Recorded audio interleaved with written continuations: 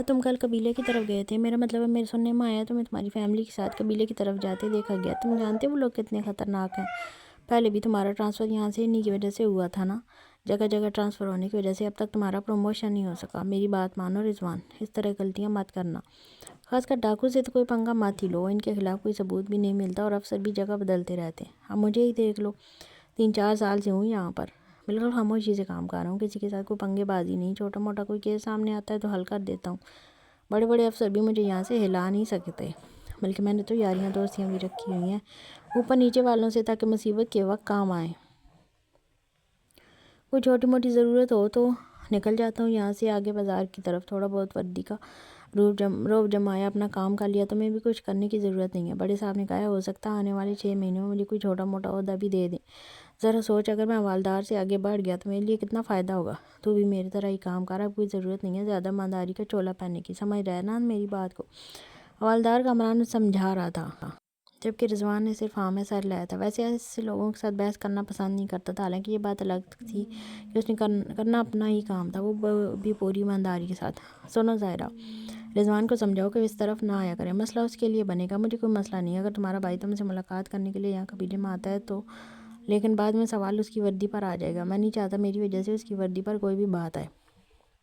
وہ ایک ایماندار اور بااصول آدمی ہے، پوری ایمانداری سے اپنا کام کرتا ہے اور اس سے بہتر اور کچھ نہیں ہو سکتا۔ لیکن یہ اس کے لیے آنے والے وقت میں مسئلہ بنا سکتا ہے۔ ظاہرہ دلدار اور اشم کو کھانا پروس رہی تھی جب دلاور نے کمرے کے اندر داخل ہوتے ہوئے اس سے کہا تھا، کیا مطلب بابا، آپ کیا چاہتے ہیں؟ ماموں یہاں نہ آئیں، اتنے پیارے تو ہیں ماموں، اور دوام تو اور بھی زیادہ پیاری ہے۔ وہ بھی چارپائی پر آ کر بیٹھا ہی تھا کہ اشم لپک کر اس کی گود میں آ کر بیٹھ گئی تھی۔ بابا، ماموں یہاں آئے تھے، میں سو رہی تھی، میں نہیں ملی ماموں سے، مجھے ماموں سے ملنا ہے۔ وہ اس کے گالوں پر پیار کرتے ہوئے اپنا فرمائشی پروگرام جاری کر چکی تھی، جبکہ وہ اب اپنی بات کرنے کے بعد پوری طرح اشم کی طرف متوجہ تھا، جس کا مطلب یہی تھا کہ اس کا مقصد صرف ظاہرہ تک بات پہنچانا ہے۔ اب ظاہرہ کا کام ہے کہ وہ بھائی کو کس طرح منع کرتی ہے۔ اگر دیکھا جائے تو دلاور کی بات غلط نہیں تھی، جبکہ دلدار کی باتوں کا جواب دے رہی تھی۔ میں نے سنا ہے قبیلے کی عورتیں بڑی خوبصورت ہیں، کیا تو جانتا ہے قبیلے کی عورتوں کے بارے میں کچھ؟ کامران، تھانے میں کوئی کام تو ہوتا نہیں تھا، سارا دن وہ لوگ بیٹھ کر اپنی ہی گپیں ہانکتے رہتے تھے۔ اس وقت بھی جب بڑا افسر تھانے سے نکلا تھا، ایک چھوٹے درجے کے افسر صابر نے بڑے صاحب کی کرسی سنبھالی تھی، جبکہ کامران نے بھاگ کر آتے ہوئے اس کے پیر دبانا شروع کر دیے تھے۔ اس کا ایک پیر میز کے اوپر کامران کی گرفت میں تھا، جبکہ دوسرا اس نے میز کے سرے پر رکھا ہوا تھا، کرسی پیچھے کی طرف کیے، وہ عجیب بے ڈھنگی انداز میں کامران سے سوال جواب کر رہا تھا۔ ارے نہیں جناب، میں کہاں جانتا ہوں، میں تو کبھی گیا ہی نہیں اس طرف، یہ اپنا رضوان اسی طرف سے گزرا ہے، کل ہو سکتا ہے اس نے دیکھی ہوں۔ وہ اچانک بولا تو رضوان نے نظر اٹھا کر اس کی طرف دیکھا تھا۔ وہ بالکل خاموش ہو کر کرسی پر بیٹھا ہوا تھا۔ اس طرح کی محفلوں میں شامل ہونا وہ اپنی توہین سمجھتا تھا۔ 500 کانسٹیبل رضوان، تو بتا، قبیلے کی عورتوں پر نظر پڑی ہے؟ پتہ لگا یہ قبیلے کے ڈاکو کب نکلتے ہیں قبیلے سے؟ ان کی واپسی کب ہوتی ہے؟ اور اس دوران قبیلے میں کون کون رہتا ہے؟ ان کی عورتوں کو دیکھنا ہے میں نے۔ بڑے صاحب بات کر رہے تھے کہ جلد ہی قبیلے کے خلاف کوئی بڑی سازش تیار کریں گے، بہت بڑا حملہ ہوگا۔ ارے مالک غنیمت میں کچھ ہاتھ بھی تو آئے نا، وہ کہہ کر لگاتے ہوئے بولا تو کامران نے کھل کر اس کے ساتھ کہہ کر لگایا تھا، جبکہ سازش والی بات پر رضوان تھوڑا پریشان ہوا تھا۔ نہیں صاحب جی، مجھے نہیں پتا، اور نہ ہی میں اس طرح کی باتوں پر زیادہ دھیان دیتا ہوں، میرا گزر ہوا تھا وہاں سے، باقی مجھے نہیں معلوم وہ کہاں ہوتے ہیں یا کب آنا جانا ہے۔ اچھا چل چھوڑا، تو چل ہی پڑا ہے، چل اب تو پتہ چل ہی جائے گا۔ بڑے صاحب کی بڑی گندی نظر ہے قبیلے والوں پر، بڑا مزہ آنے والا ہے۔ سردار کی عورت تو میری ہوگی، سننے میں آیا اس کے پیچھے سردار اپنے بھائی سے بغاوت کر گیا تھا۔ وہ ابھی بول ہی رہا تھا جب رضوان غصے سے اٹھ کھڑا ہوا۔ صاحب جی، آپ کسی کی ماں بہن کے بارے میں ایسی بات تو نہیں کر سکتے، آپ قانون کے محافظ ہیں، آپ پر ایسے الفاظ جچتے نہیں ہیں۔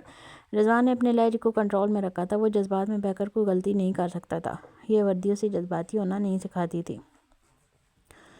ہماری ماں بہن تو نہیں ہے نا، اور ویسے بھی اس طرح کی عورتیں بعد میں انہی سارے کاموں کے لیے رکھی جاتی ہیں۔ اور تو میرے الفاظ نہ دیکھ، تو وہ کر جو تجھ سے کرنے کے لیے کہا ہے۔ بڑے صاحب کی پلاننگ بڑے دور تک کی ہے، نظر رکھو ان لوگوں پر، کب اٹھنا بیٹھنا ہے، کہاں جاتے ہیں، کہاں سے آتے ہیں، قبیلے کے ایک ایک لمحے کی رپورٹنگ چاہیے ہمیں۔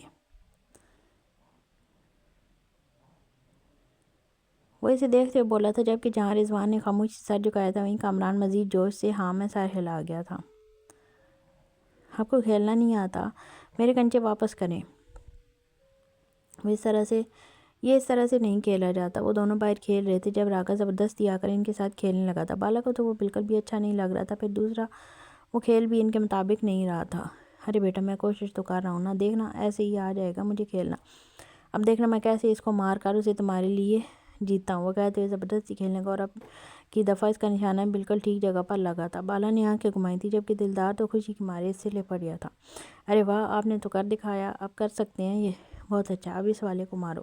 وہ خوشی سے اکیلا ٹارگٹ اسے بتانے لگا تھا جب دور سے ایک موٹر سائیکل کی آواز سنائی دی۔ موٹر سائیکل کی آواز کا دور سے پتہ چل رہا تھا کہ سرکاری موٹر سائیکل ہے، اور موٹر سائیکل دیکھتے ہی دلدار اگلے ہی لمحے سے چھوڑتا اس کی طرف بھاگا تھا، جبکہ رضوان اپنی موٹر سائیکل ایک طرف لگاتے ہوئے اسے اپنے سینے سے لگا گیا تھا۔ السلام علیکم ماموں، کیسے ہیں آپ؟ دعام کیسی ہے؟ اس کو بھی ساتھ لے کر آئے ہیں نا آپ؟ وہ اس ہر طرف دعام کو ڈھونڈ رہا تھا۔ وعلیکم السلام میرے بچے، میں بھی ٹھیک ہوں، نہیں دعام کو ساتھ لے کر نہیں آیا، فی الحال میں آیا ہوں تمہاری ماں سے ملنے، تمہارے بابا سے ضروری کام تھا، چلو مجھے اپنی ماں کے پاس لے چلو۔ وہ پیار سے اسے دیکھتے ہوئے بولا تھا۔ بالا بھی وہیں آ گیا تھا جبکہ راگا اچانک سے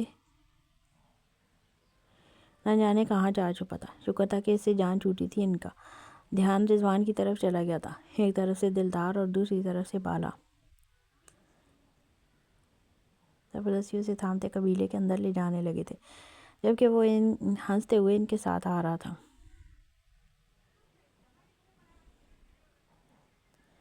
پولیس والا دلدار کا ماموں کیسے ہو گیا؟ وہ اس کو ماموں کہہ رہا تھا۔ ظاہرہ کا کوئی بھائی پولیس میں بھی ہے، یہ بات تو مجھے پہلے کبھی پتہ ہی نہیں چلی، یہ کیا کھیل چل رہا ہے؟ کیا بات ہے دلاور، گناہ تو کرتا ہے لیکن گناہ کے ساتھ ساتھ قانون کو بھی اپنے ساتھ لگا کر رکھا ہے۔ کیا بات ہے دلدار میرے چھوٹے بھائی، تو مجھ سے بھی چالاک نکلا، ماننا پڑے گا دماغ کو۔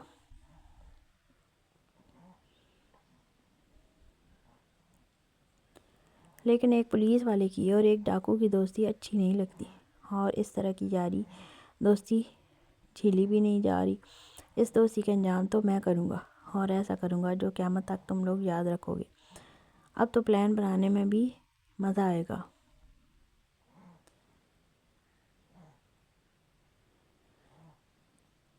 وہ ایک بڑے سے پتھر کے پیچھے چھپا ہوا رضوان قبیلے سے باہر نکلنے کا انتظار کر رہا تھا۔ قبیلے کے اندر وہ جا نہیں سکتا تھا، اور کسی پولیس والے کی نظر میں وہ ابھی آنا نہیں چاہتا تھا۔ فی الحال اس پر بہت سارے الزامات لگے ہوئے تھے، اور وہ کسی بھی طرح سے خود کو کسی مصیبت میں نہیں ڈالنا چاہتا تھا۔ اسے یہاں پناہ ملی ہوئی تھی، فی الحال اس کے لیے یہی بہت بڑی نعمت تھی جسے وہ ٹھکرا نہیں سکتا تھا۔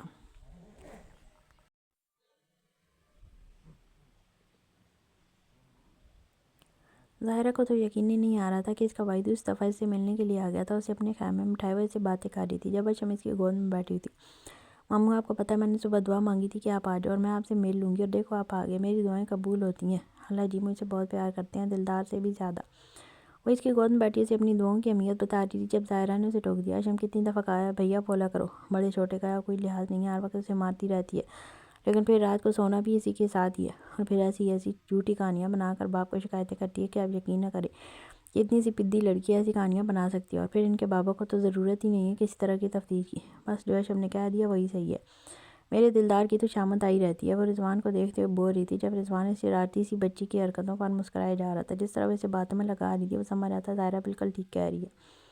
ارے مجھے تو بہت معصوم سی لگ رہی ہے، ایسا لگ رہا ہے اس نے کبھی کوئی جھوٹ بولا ہی نہیں۔ خیر میں تم سے ایک ضروری بات کرنے آیا تھا، کیا میری ملاقات دلاور سے ہو سکتی ہے؟ وہ اچانک ہی اصل مقصد کی طرف آ گیا تو ظاہرہ نے پریشانی سے اسے دیکھا تھا۔ خیریت تو ہے نا، کیوں ملاقات کرنی ہے؟ سب ٹھیک ہے؟ ہاں وہ سچ میں پریشان ہو گئی تھی۔ ہاں ہاں سب ٹھیک ہے، تم خواہ مخواہ پریشان ہو رہی ہے، بس ایک ضروری بات کرنی تھی، کوئی مسئلے یا پریشانی والی بات نہیں ہے۔ اسے ریلیکس کرنے لگا کیونکہ جس طرح وہ پریشان ہو رہی تھی وہ نہیں چاہتا تھا کوئی مسئلہ بنے۔ وہ قبیلے کے پچھلی طرف گئے ہیں، میں نے بلا کر لاتی ہوں، آپ یہیں بیٹھے ہیں، شم آپ کے ساتھ ہے، وہ کہتے ہوئے فوراً ہی اٹھ گئی تھی۔ جب بالا اور دلدار تیزی سے کمرے کے اندر داخل ہوئے۔ ماموں ہم آپ کے لیے مچھلی لے کر آئے ہیں، صدف چاچی نے بنائی ہے، بہت اچھی بناتی ہیں چاچی۔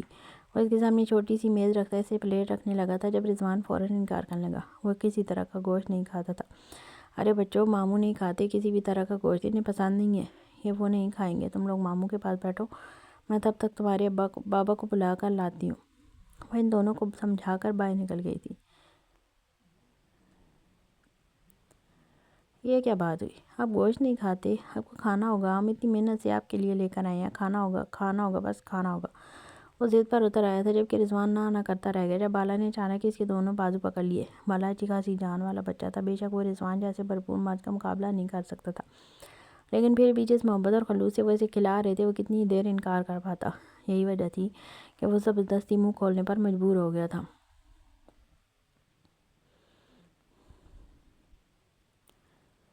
اب ماموں جب بھی آیا کریں گے ہم آپ کو ایسے ہی کھلایا کریں گے، بلکہ اگلی بار سے ہم آپ کو باندھ کر کھلایا کریں گے، کیوں اشی؟ وہ مچھلی کا ایک چھوٹا سا ٹکڑا اپنی بہن کے منہ میں ڈالتے ہوئے بولا تھا، جس نے پورے جوش میں سارے لایا تھا۔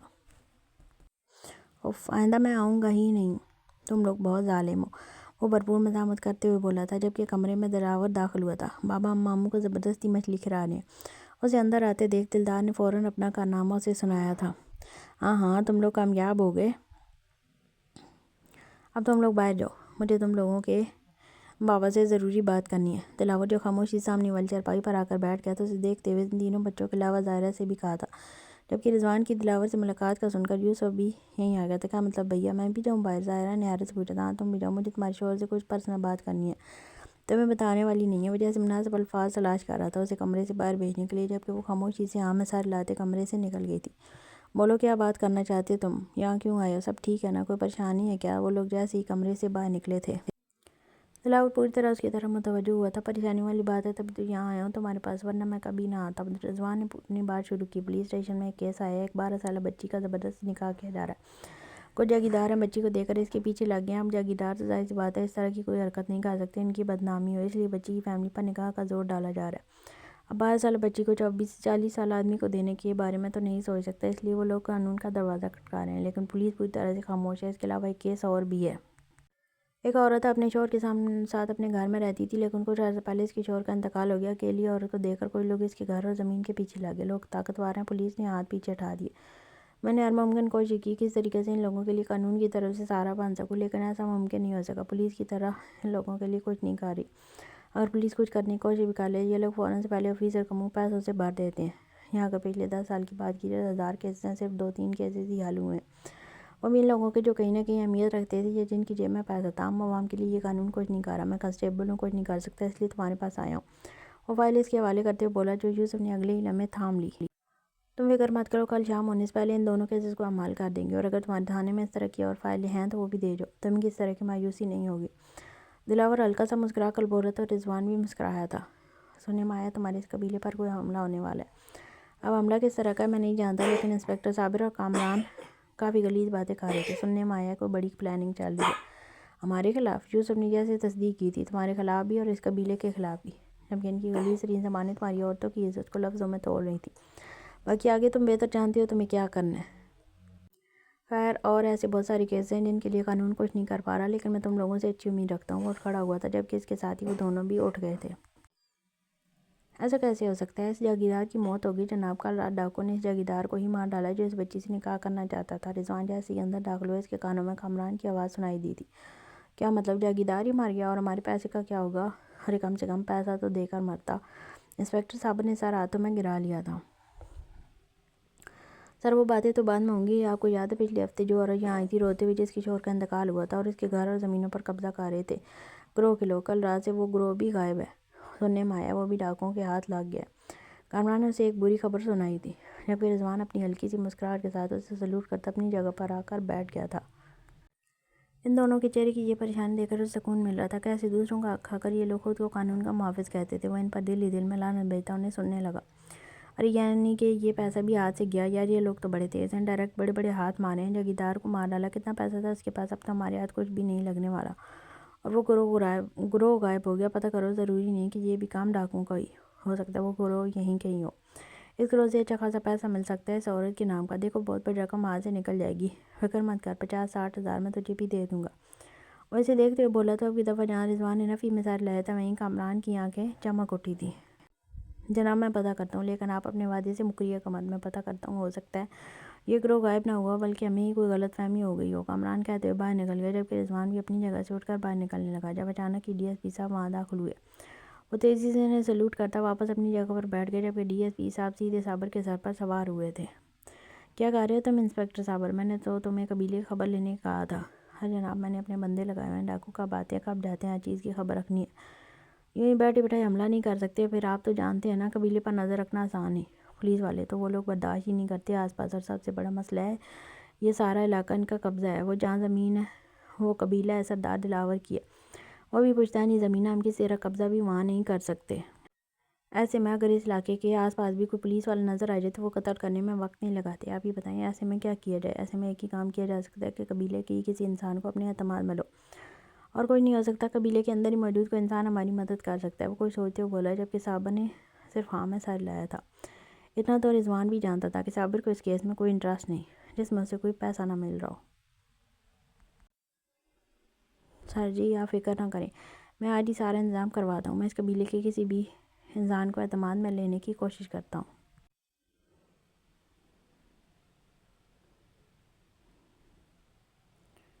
وہ اسے یقین دلاتے ہوئے بولا تھا، جبکہ ڈی ایس پی اپنے دفتر کی طرف چلا گیا تھا۔ اور تو بیٹھا کیا ہے؟ جا سامنے والے کوکے سے سگریٹ کی ڈبی پکڑ کے لا۔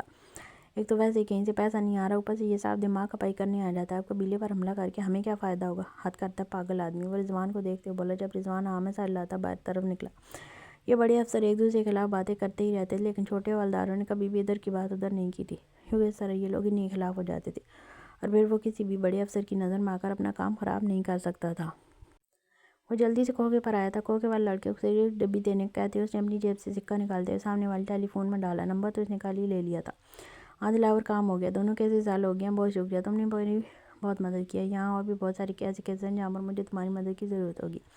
میرے پاس کوئی قانون کی بڑی پوسٹ نہیں جس میں ان لوگوں کی مدد کر سکوں، لیکن تمہاری مدد کے ساتھ میں بہت کچھ کر سکتا ہوں۔ اس کام سے اور کچھ ہو نہ ہو وردی پہننے کا غرور تو ہوگا۔ باقی میرے سننے میں آیا ہے کہ انسپکٹر صابر اور ڈی ایس پی دونوں مل کر پلاننگ کر رہے ہیں۔ جیسے ہی تمہاری کوئی انسان قبیلے کا انسان کو اعتماد میں لے کر تمہارے قبیلے پر حملے کا ارادہ رکھتے ہیں یہ لوگ، جب تم قبیلے میں موجود نہ ہو۔ وہ ایک ہی سانس میں بولے جا رہا تھا، آواز بے حد کم رکھی ہوئی تھی تاکہ کوکے والا لڑکا اس کی بات سن نہ سکے، جو کسی سگریٹ ڈبی پکڑا کر اپنے کاموں کی طرف متوجہ ہو گیا۔ بے فکر رہو، تم نے خبردار کر دیا، اتنا ہی کافی ہے۔ میرے قبیلے میں کوئی ایسا نہیں جو مجھے اس طرح دھوکہ دے۔ فکر مت کرو، میں اس مسئلے کا حل نکال لوں گا۔ باقی تمہاری طرف سے اگلے مسئلے کا انتظار رہے گا۔ جتنی بھی فائلیں تم نے قانون کے اس ڈبے نما پولیس اسٹیشن میں چھپا کر رکھی ہیں نا، ہاں میں لے آؤں گا وہ ساری فائلیں۔ شاید تمہارے جیسے کسی انصاف پسند کے انتظار میں۔ فون رکھتے ہوئے بولا تھا، جبکہ دلاور ہلکا سا مسکراتا اسے خدا حافظ کہہ گیا تھا۔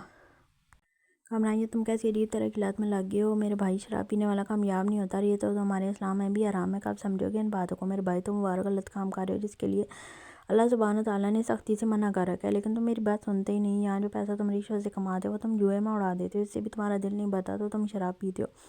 میرے بھائی کیوں لگے ہو ان حرام کاموں میں؟ کچھ نہیں رکھا ان میں، اپنے رب کی طرف لوٹ آؤ، اپنی اصل کی طرف لوٹ آؤ۔ وہ دونوں شام کو گھر کی طرف جا رہے تھے جب کامران نے اچانک سے کہا کہ اسے خفیہ اڈے پر جانا ہے جو ڈکیت قبیلے کے پیچھے کی طرف بڑی پہاڑی میں بنایا گیا تھا۔ کہنے کو اس اڈے کے بارے میں بہت سارے پولیس والے بہت اچھے طریقے سے جانتے تھے، لیکن پولیس والوں کا منہ ان لوگوں نے رشوت سے بند کر رکھا تھا، اور اس اڈے میں آنے جانے کی لت کامران کو بھی لگی ہوئی تھی۔ ارے یار، جہاں میں ہزاروں برے کام کرتا ہوں وہاں ایک اور صحیح، اور ویسے بھی جو میں باقی کام کرتا ہوں نا، ان سے زیادہ برا نہیں ہے شراب پینا یا جوا کھیلنا، اور جوا تو میں کبھی کبھی کھیلتا ہوں، بس ایک دو دفعہ ہی کھیلا ہے۔ میں تو بس وہاں ناچ گانا دیکھنے جاتا ہوں، اتنی حسین طوائفیں وہاں ناچ رہی ہوتی ہیں، اور پھر ایک آدھ شراب کا گلاس پی لینے سے کیا ہو جاتا ہے؟ میں اتنا زیادہ بھی نہیں پیتا کہ لت لگ جائے۔ تم پریشان مت ہو، کامران نے ہمیشہ کی طرح اپنا دفاع کیا تھا۔ ٹھیک ہے بھائی، تمہاری مرضی، جو تم چاہو ویسے کرو۔ میرا کام تھا تمہیں غلط اور صحیح کی پہچان کروانا۔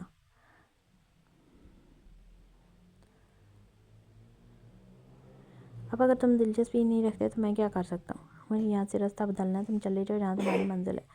وہ ڈکیت قبیلے سے تھوڑا فاصلے پر ہی اپنی موٹر سائیکل روک گیا تھا۔ شکریہ میرے دوست، بس یہاں سے میں چلا جاؤں گا۔ ویسے میں کیا سوچ رہا تھا، تم بھی چلو نا۔ استغفر اللہ، بہت شکریہ، میں ان حرام کاموں سے دور ہی بہتر ہوں، تم ہی جاؤ۔ وہ کہتے ہوئے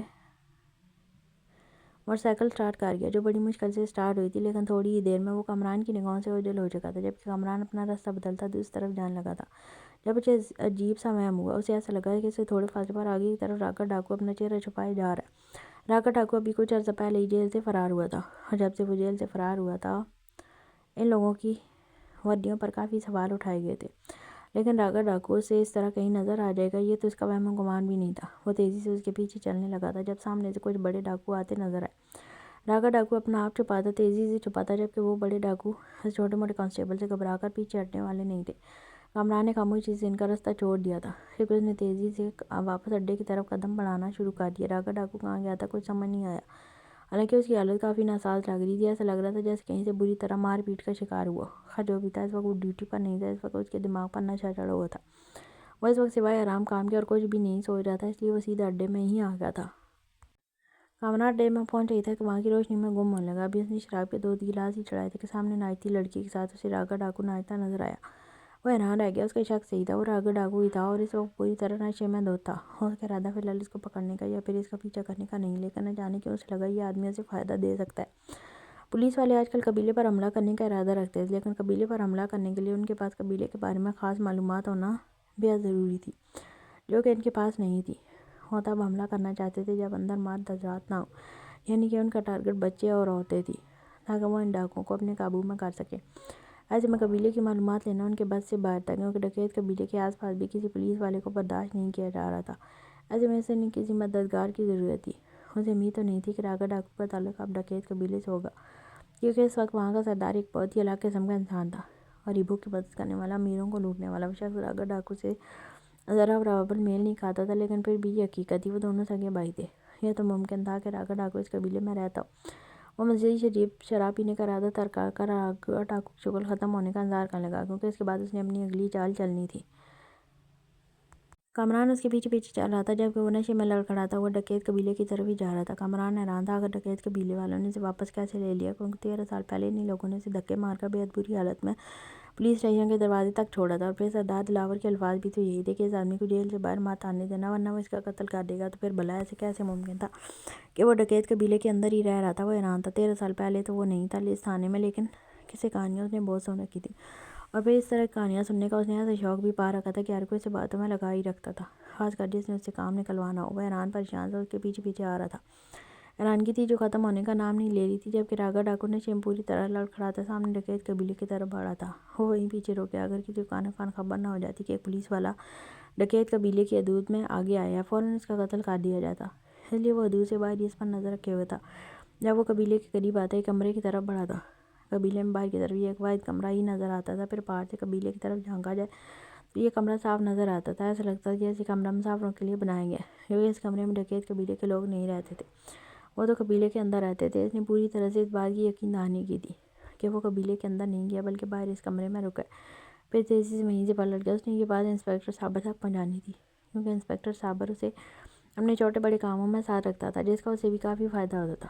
وہ اسے فائدہ دیتا تھا، تو ایسے میں وہ انسپکٹر صابر کو فائدہ پہنچانے کی کوشش کرتا تھا۔ اور آج کل تو انسپکٹر صابر اپنی پروموشن کی طرف لگا ہوا تھا۔ اگر اس کا پروموشن ہو جاتا تو اس نے وعدہ کیا تھا وہ کامران کا بھی پروموشن کروائے گا، اس لیے آج کل کامران اپنی تنخواہ بڑھانے کی ہر ممکن کوشش میں لگا ہوا تھا۔ اگر ایک دفعہ وہ انسپکٹر لگ جاتا تو صرف تنخواہ نہیں، اوقات بھی بڑھ جانی تھی۔ جو لوگ اسے بالکل اہمیت نہیں دیتے تھے ان کے سامنے بھی وہ سر اٹھا کر چلنے والا تھا۔ سر پلیز دروازہ کھولیں، میں کامران ہوں۔ وہ زور زور سے دروازہ بجا رہا تھا جب انسپکٹر صابر ڈھیلے ڈھالے پاجامے اور بنیان پہنے دروازہ کھولتا حیرت سے اسے دیکھنے لگا۔ اس کی آنکھوں میں نیند صاف نظر آ رہی تھی۔ وہ کچی نیند سے اٹھ کر آیا تھا، اور ویسے بھی رات کے 2:45 بج رہے تھے۔ اس وقت اس کا یوں اس کے گھر آنا اس کے لیے بھی کافی پریشان کن تھا۔ کامران، تم یہاں کیا کر رہے ہو؟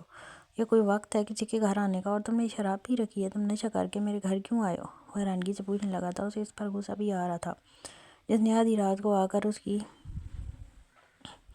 نیند خراب کر دی تھی،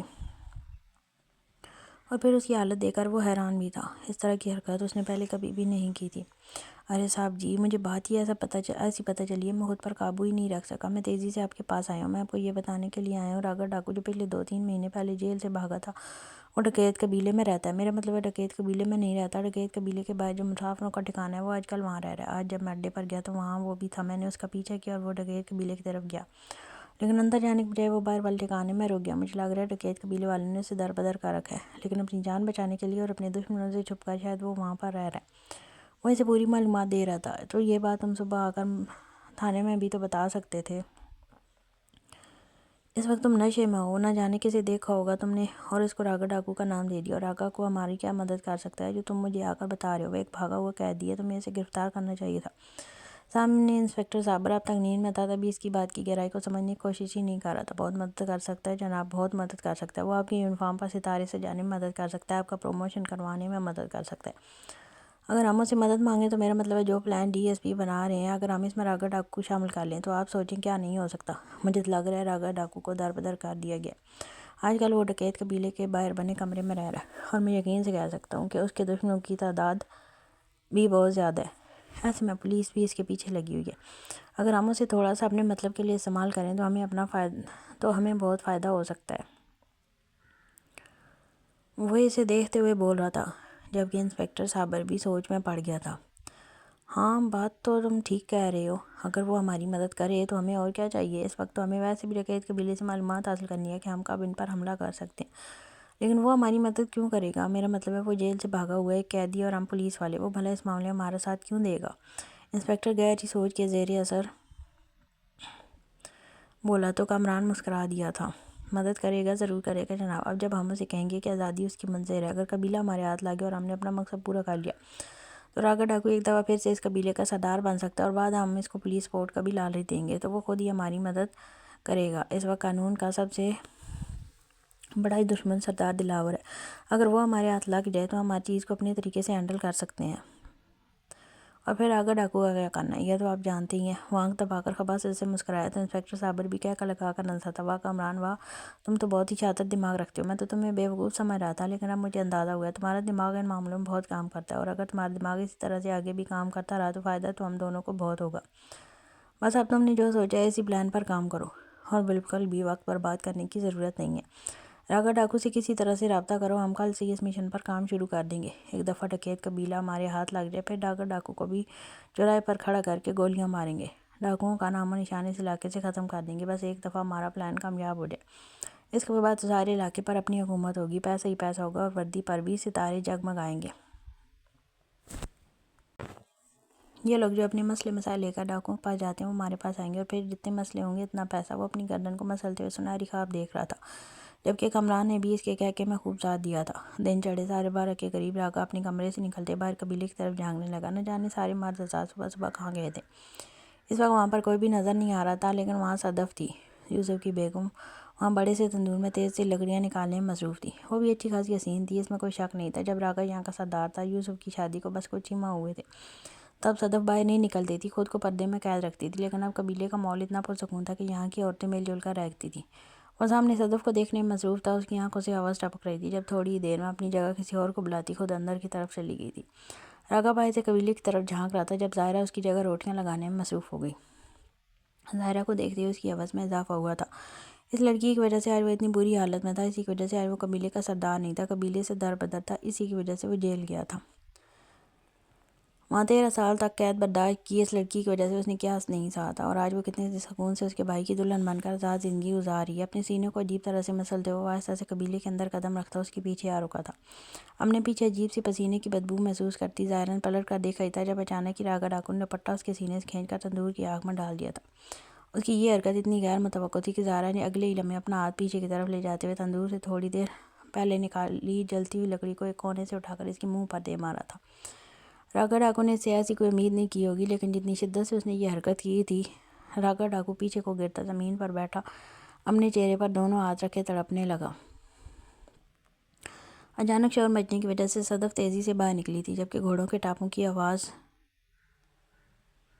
کے ساتھ ہی قبیلے کے بہت سارے ڈاکو اندر داخل ہوئے تھے. اس نے ایک نظر تندور میں جلتے اپنے دوپٹے کو دیکھا اور تیزی سے اپنے خیمے کی طرف چلی گئی تھی. زمین پر پڑا راگا ڈاکو بری طرح تڑپ رہا تھا، اس کے تو وہم و گمان میں بھی نہیں تھا. ایک معصوم سی لڑکی جو 13 سال پہلے اس کی نظروں سے کانپ اٹھتی تھی، آج اس کے ساتھ ایسی کوئی حرکت کر دے گی. صدف نے تھوڑی دیر پہلے ہی تندور کی آگ تیار ہونے پر روٹیاں لگانے کے لیے تندور سے جلتی ہوئی لکڑیاں نکال کر باہر رکھی تھیں، اور اس وقت وہ اندر سے پانی بھرنے گئی تھی تاکہ باہر موجود لکڑیوں کو آگ بجھا سکے. لیکن اس کے وہم و گمان میں بھی نہ تھا کہ وہ لکڑیاں کسی کا چہرہ بھسم کر دیں گی. باہر اچانک ہی شور اٹھا تھا. سردار دلاور غصے سے پاگل ہوتا راگا کو بری طرح سے پیٹنے لگا تھا. وہ جس طرح زمین پر پڑا تڑپ رہا تھا اسے کوئی فرق نہیں پڑا تھا.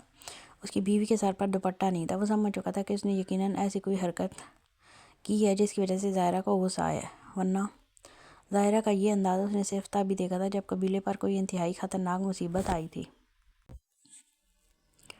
پچھلے 13 سال میں اس نے اس قبیلے کی سردارنی کو اتنی اہمیت دی تھی کہ وہ خود اپنے حق کے لیے لڑ سکے، اور وہ غلط نہیں لڑتی تھی. وہ جانتا تھا اگر راگا ڈاکو پر حملہ ہوا تو ضرور اس نے کچھ کیا ہوگا، اور وہ اس کے منہ سے کہلوانا چاہتا تھا کہ اس نے کیا کیا اس کی بیوی کے ساتھ. सरदार सरदार मैंने कुछ नहीं किया, मुझे माफ़ कर दो सरदार, मैंने कुछ नहीं किया। ज़ाहिरा के दुपट्टे में आग लग गई थी। मैं कबीले के बाहर से गुजर रहा था जब मैंने देखा कि इसको आग लग गई है। मुझे कोई समझ नहीं आया, इससे पहले कि तुम्हारी बीवी जल कर मर जाती। मैं इसके पास आते हुए इसका दुपट्टा उतार कर दूर फेंकने लगा था, लेकिन उसने गुस्से में मेरे मुंह पर जलता हुआ लकड़ी का टुकड़ा फेंक कर मेरा मुंह जला दिया। सरदार, मेरा कोई कसूर नहीं है, खुदा के लिए मुझे माफ़ कर दो। मैं तो उसकी जान बचाने के लिए गया था, लेकिन ज़ाहिरा ने गलत समझ लिया। वो तड़पते हुए अपनी बेगुनाही साबित कर रहा था। यूँ लेटे लेटे ही उसने कहानी घड़ ली थी। मुझे माफ़ कर दो, मुझे छोड़ दो, मेरा कोई कसूर नहीं है, वो बुरी तरह से तड़पते हुए कह रहा था, जबकि सरदार बुरी तरह से मार रहा था। जब यूसुफ ने उसके कंधे पर हाथ रखा। रुक जा सरदार, मुझे लग रहा है वो ठीक कह रहा है। सरदार देखो तो सही, भाभी का दुपट्टा तंदूर में पड़ा है। यूसुफ ने उसका ध्यान उसके दुपट्टे की तरफ दिलाया था, जबकि वो गुस्से से एक नज़र आका को देखता अपने खैमे की तरफ चला गया था। उसे किसी पर यकीन नहीं था सिवाय अपनी बीवी के। जबकि यूसुफ ने ज़मीन पर बेहाल पड़े रागा को देखा था, जो अपना चेहरा झुलसने पर बुरी तरह से तड़प रहा था।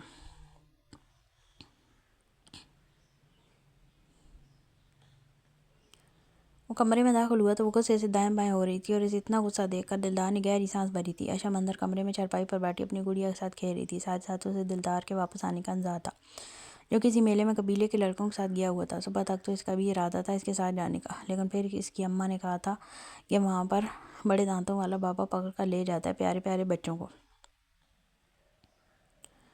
बस उसने फ़ौरन अपना इरादा बदल लिया था।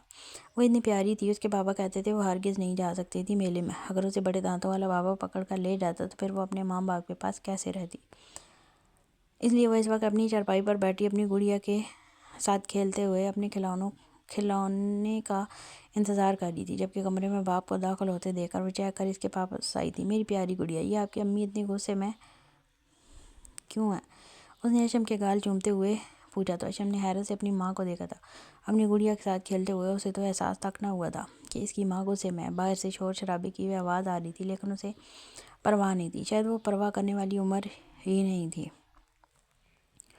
अम्मी, आप इतने गुस्से में क्यों हो? कहीं दिलदार को वो बड़े दांतों वाला बापा तो नहीं पकड़ कर ले गया? वो परेशानी से पूछने लगी थी। भाई की फिक्र कम थी, हमने खिलौनों की ज़्यादा थी जो दिलदार ने लाने का वादा किया था। ये तो इसके अंदाज से साफ झलक रहा था। नहीं बेटा, मैं गुस्से में नहीं हूँ, वो कहते हुए थोड़ी देर पहले धोए हुए कपड़ों को तय लगाने लगी थी, जबकि दिलावर अशम को वापस उसकी चारपाई पर बिठाता उसके खिलौने उसके गोद में रखते हुए उसे उसके खेल में मसरूफ़ करने लगा था।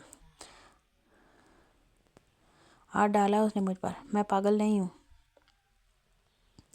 दिलावर। उसने मेरा दुपट्टा खींचा। मेरा गुस्से से दिमाग घूम गया था इस वक्त। मुझे जो ठीक लगा मैंने वही किया। मुझे नहीं पता बाहर क्या तमाशा चल रहा है, लेकिन वो आदमी झूठ बोल रहा है। उसकी आवाज़ यहाँ अंदर तक आ रही है। वो मुझे गलत कह रहा है। मैं एक औरत हूँ, खुद पर उठती हर नज़र को पहचानती हूँ, हर सही गलत का फ़र्क जानती हूँ। उसने मुझ पर हाथ डाला था। शुक्र मनाए मैंने उसकी जान नहीं ली, सिर्फ उसकी गलीज़ आँखों को पड़ी किया है। अच्छा चले। वो गुस्से से बोलना शुरू कर चुकी थी जब दिलावर ने सिर्फ उसे देखा था। माजरत भाभी, लेकिन आपको गलत फहमी हुई है। वो बस आपके दुपट्टे को आग लगी देखकर कबीले के अंदर आया था, वरना वो कभी कबीले के अंदर नहीं आता। हम सब ने अपने दिमाग में इस शख्स का ऐसा खाका बना लिया है कि हम इसके बारे में कुछ सही नहीं सोच सकते। मेरी बात का यकीन करें, इतनी बुरी हालत में वो आदमी झूठ थोड़ी ना बोलेगा। उसका सारा चेहरा झुलस गया है। उसकी हालत नहीं देखी आपने, सारा चेहरा जल गया है। ऐसी हालत में भी वो मुसलसल एक ही बात कह रहा है कि आपके दुपट्टे को आग लग गई, और फिर आपका दुपट्टा वहाँ तंदूर में बुरी तरह जल गया। लेकिन उसकी नीयत गलत नहीं थी। वो कबीले के अंदर आ ही नहीं सकता। हम वैसे भी उसे कबीले से बाहर करने वाले हैं। ऐसा नहीं है कि हम उसके साथ कोई हमदर्दी है। बस मैं आपको यह बताना चाहता हूँ कि आपको गलतफहमी का शिकार हुई हैं। यूसुफ दरवाजे पर खड़ा उसे बोल रहा था। यूसुफ भाई, मैं नहीं जानती उस शख्स ने आपसे क्या कहा है और क्या नहीं, लेकिन उसके झूठे आंसू पर आप यकीन कर सकते हैं, मैं नहीं। उसकी नीयत 13 साल पहले भी मुझे समझ में आ रही थी, और आज भी मैं समझ आ रही है। उसने मुझे डराने की कोशिश की, मुझ पर हाथ डालने की कोशिश की, लेकिन कामयाबी हासिल करने से पहले मुँह की खा कर बैठ गया। आप क्या सोचते हैं, क्या नहीं, आपकी मर्ज़ी, लेकिन मुझे जो लगा मैंने बता दिया। और अगर आज के बाद वो शख्स दोबारा मेरे आसपास आया तो मैं उसे कत्ल करने में भी वक्त नहीं लगाऊंगी। ये बात याद रखें। वो अपनी बात मुकम्मल करके चेहरा फेर कर बैठ गई थी, जबकि यूसुफ खामोशी से एक नज़र सरदार को देखता बाहर निकल गया था। हाँ, कोई मालूमात ली है तुमने, या सो बस यहाँ फजूल बैठे हुए? कमरान अपने छोटे छोटे काम निपटा रहा था, जब रिजवान भी उसके साथ ही लगा हुआ था। सुनने में आया कि चेकिंग के लिए बड़े अफसर इस थाने में आने वाले हैं, तो इसकी वजह से कोई सफाइयाँ वगैरह भी हो रही थी। जब इंस्पेक्टर साहब अंदर दाखिल होते हुए कमरान को इशारे से पूछने लगा। रिजवान भी पूरी तरह उसकी तरफ मुतवज्जो हुआ। उसे इनकी बात समझ में नहीं आई, लेकिन कुछ ऐसा था जो शायद सिर्फ वही दोनों जानते थे। नहीं सर जी, आज तो सुबह से यहीं थाने में ही چھوٹے چھوٹے کام نپٹا رہا ہوں. وہ ڈی ایس پی صاحب نے بتایا ہے کہ بڑے افسر آنے والے ہیں, تھانہ چیک کریں گے, بس اسی لیے صبح سے ہی صفائیوں میں لگا ہوں. کوئی کام نہیں کر سکا. ارادہ تو میرا تھا آج جا کر اس سے ملنے کا, لیکن فی الحال ملاقات ممکن نہیں ہو سکی. شام کو جاؤں گا, بلکہ ایسا کروں گا کہ رات کو اڈے پر جاؤں گا تو شاید وہ وہاں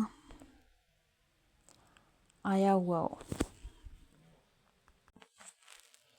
ایسا لگتا ہے جیسے پکا اڈے کا مسافر آتا جاتا رہتا ہے, وہیں پر ملاقات کر لوں گا. آپ فکر نہ کریں, اگر ممکن ہو تو آپ بھی میرے ساتھ چلیں. اگر آپ خود بات کریں گے تو ہم اس کو اعتماد میں لینے میں جلدی کامیاب ہو سکیں گے. کامران بے حد کم آواز میں بول رہا تھا, جیسے اپنی بات کسی اور تک نہ پہنچانی ہو, جبکہ میز صاف کرتے رضوان کا پورا دھیان اس کی باتوں کی طرف تھا, لیکن وہ دکھا نہیں رہا تھا. ایسا لگ رہا تھا جیسے کوئی کھچڑی پک رہی تھی ان دونوں کے بیچ, جو وہ کسی کو بتانا نہیں چاہتے تھے. شاید وہ کوئی پلاننگ کر رہے تھے. کچھ تو ایسا تھا جو ان لوگوں نے سوچ رکھا تھا, لیکن کیا یہ سمجھ پانا ذرا مشکل ہو رہا تھا.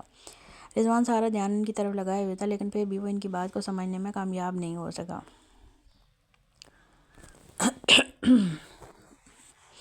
اسے بس اتنا ہی سمجھ میں آیا تھا کہ کامران اڈے پر جاتا جہاں وہ شراب پیتا اور جوا کھیلتا, لیکن وہاں پر وہ انسپکٹر صابر کو کیوں بلا رہا تھا, کسی سے ملاقات کی بات کر رہا تھا. آج کل تو ان کا مقصد بس ایک ہی تھا, اسی طریقے سے قبیلے سے معلومات حاصل کر لی جائے. قبیلے کا کوئی بھی آدمی ان کی باتوں میں نہیں آ رہا تھا. انہوں نے 2-3 ڈاکوؤں کو پکڑ کر انہیں اپنے اعتماد میں لینے کی کوشش کی, لیکن کوئی بھی انسان ایسا نہیں تھا جو سردار کے ساتھ غداری کرنے میں سوچ سکے. ایسے میں ان لوگوں نے اپنی پلاننگ بدلی تھی, لیکن کیا کیا تھا وہ سمجھ پانا تھوڑا مشکل ہو رہا تھا.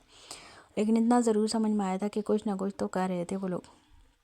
ہمارے قبیلے میں تو کوئی بھی نہیں جاتا اس اڈے کی طرف, وہ بے حیائی کا ٹھکانہ ہے, گمراہی کا راستہ ہے, اس طرف کوئی نہیں جاتا. وہ لوگ وہاں پر نشہ کرتے ہیں, جوا کھیلتے ہیں, یہاں تک کہ عورتوں کے ساتھ ناجائز تعلقات بھی رکھتے ہیں. قبیلے میں ایسا کوئی بھی نہیں ہے جس کی اس طرح کی حرکات ہوں. اگر اس طرح کی گمراہی کے راستے میں کسی کو جاتا دیکھ بھی لوں تو میں فوراً ہی اس کا نکاح پڑھوا دیتا ہوں.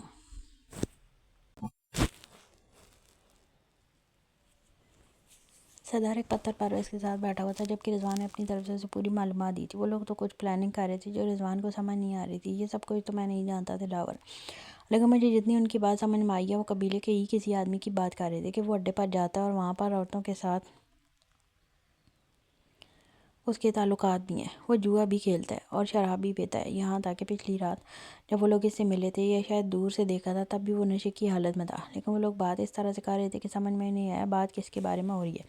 ان لوگوں نے نام ہی نہیں لیا. اگر وہ نام لے لیتے تو یقیناً ہمارے لیے نشاندہی آسان ہو جاتی. یہ فائل میں لے کر آیا ہوں, اس چیز کے بارے میں مجھے کچھ اور انفارمیشن ملی تو میں تمہیں فوراً انفارم کر دوں گا. باقی اس فائل میں 3 کیسز ہیں, جس میں ایک چھوٹے بچے کی ساری جائیداد پر قبضہ کر لیا گیا, جبکہ ایک لڑکی کے ساتھ زیادتی کر کے گنہگار شہر کی طرف بھاگ گئے ہیں. ایک اور کیس بھی ہے, 2 بھائیوں کا آپس میں زمینی جھگڑا چل رہا ہے. زیادہ تر کیسز جائیداد کے ہی ہوتے ہیں, لیکن بعد میں وہ خون خرابے پر اتر آتے ہیں. میرے مطابق تو یہ کیسز بھی تم ہی حل کرو. یہ وہ کیسز ہیں کہ ان لوگوں نے کوشش بہت کی اپنی طرف سے, لیکن پولیس والوں نے ان سے رقم ہی اتنی زیادہ مانگ لی کہ وہ دوبارہ پولیس اسٹیشن کا رخ بھی نہیں کر سکے. وہ اسی تفصیل بتاتے ہوئے فائل اس کے حوالے کر رہا تھا, جو دلاور نے فوراً تھام لی تھی. بالکل بے فکر ہو جاؤ,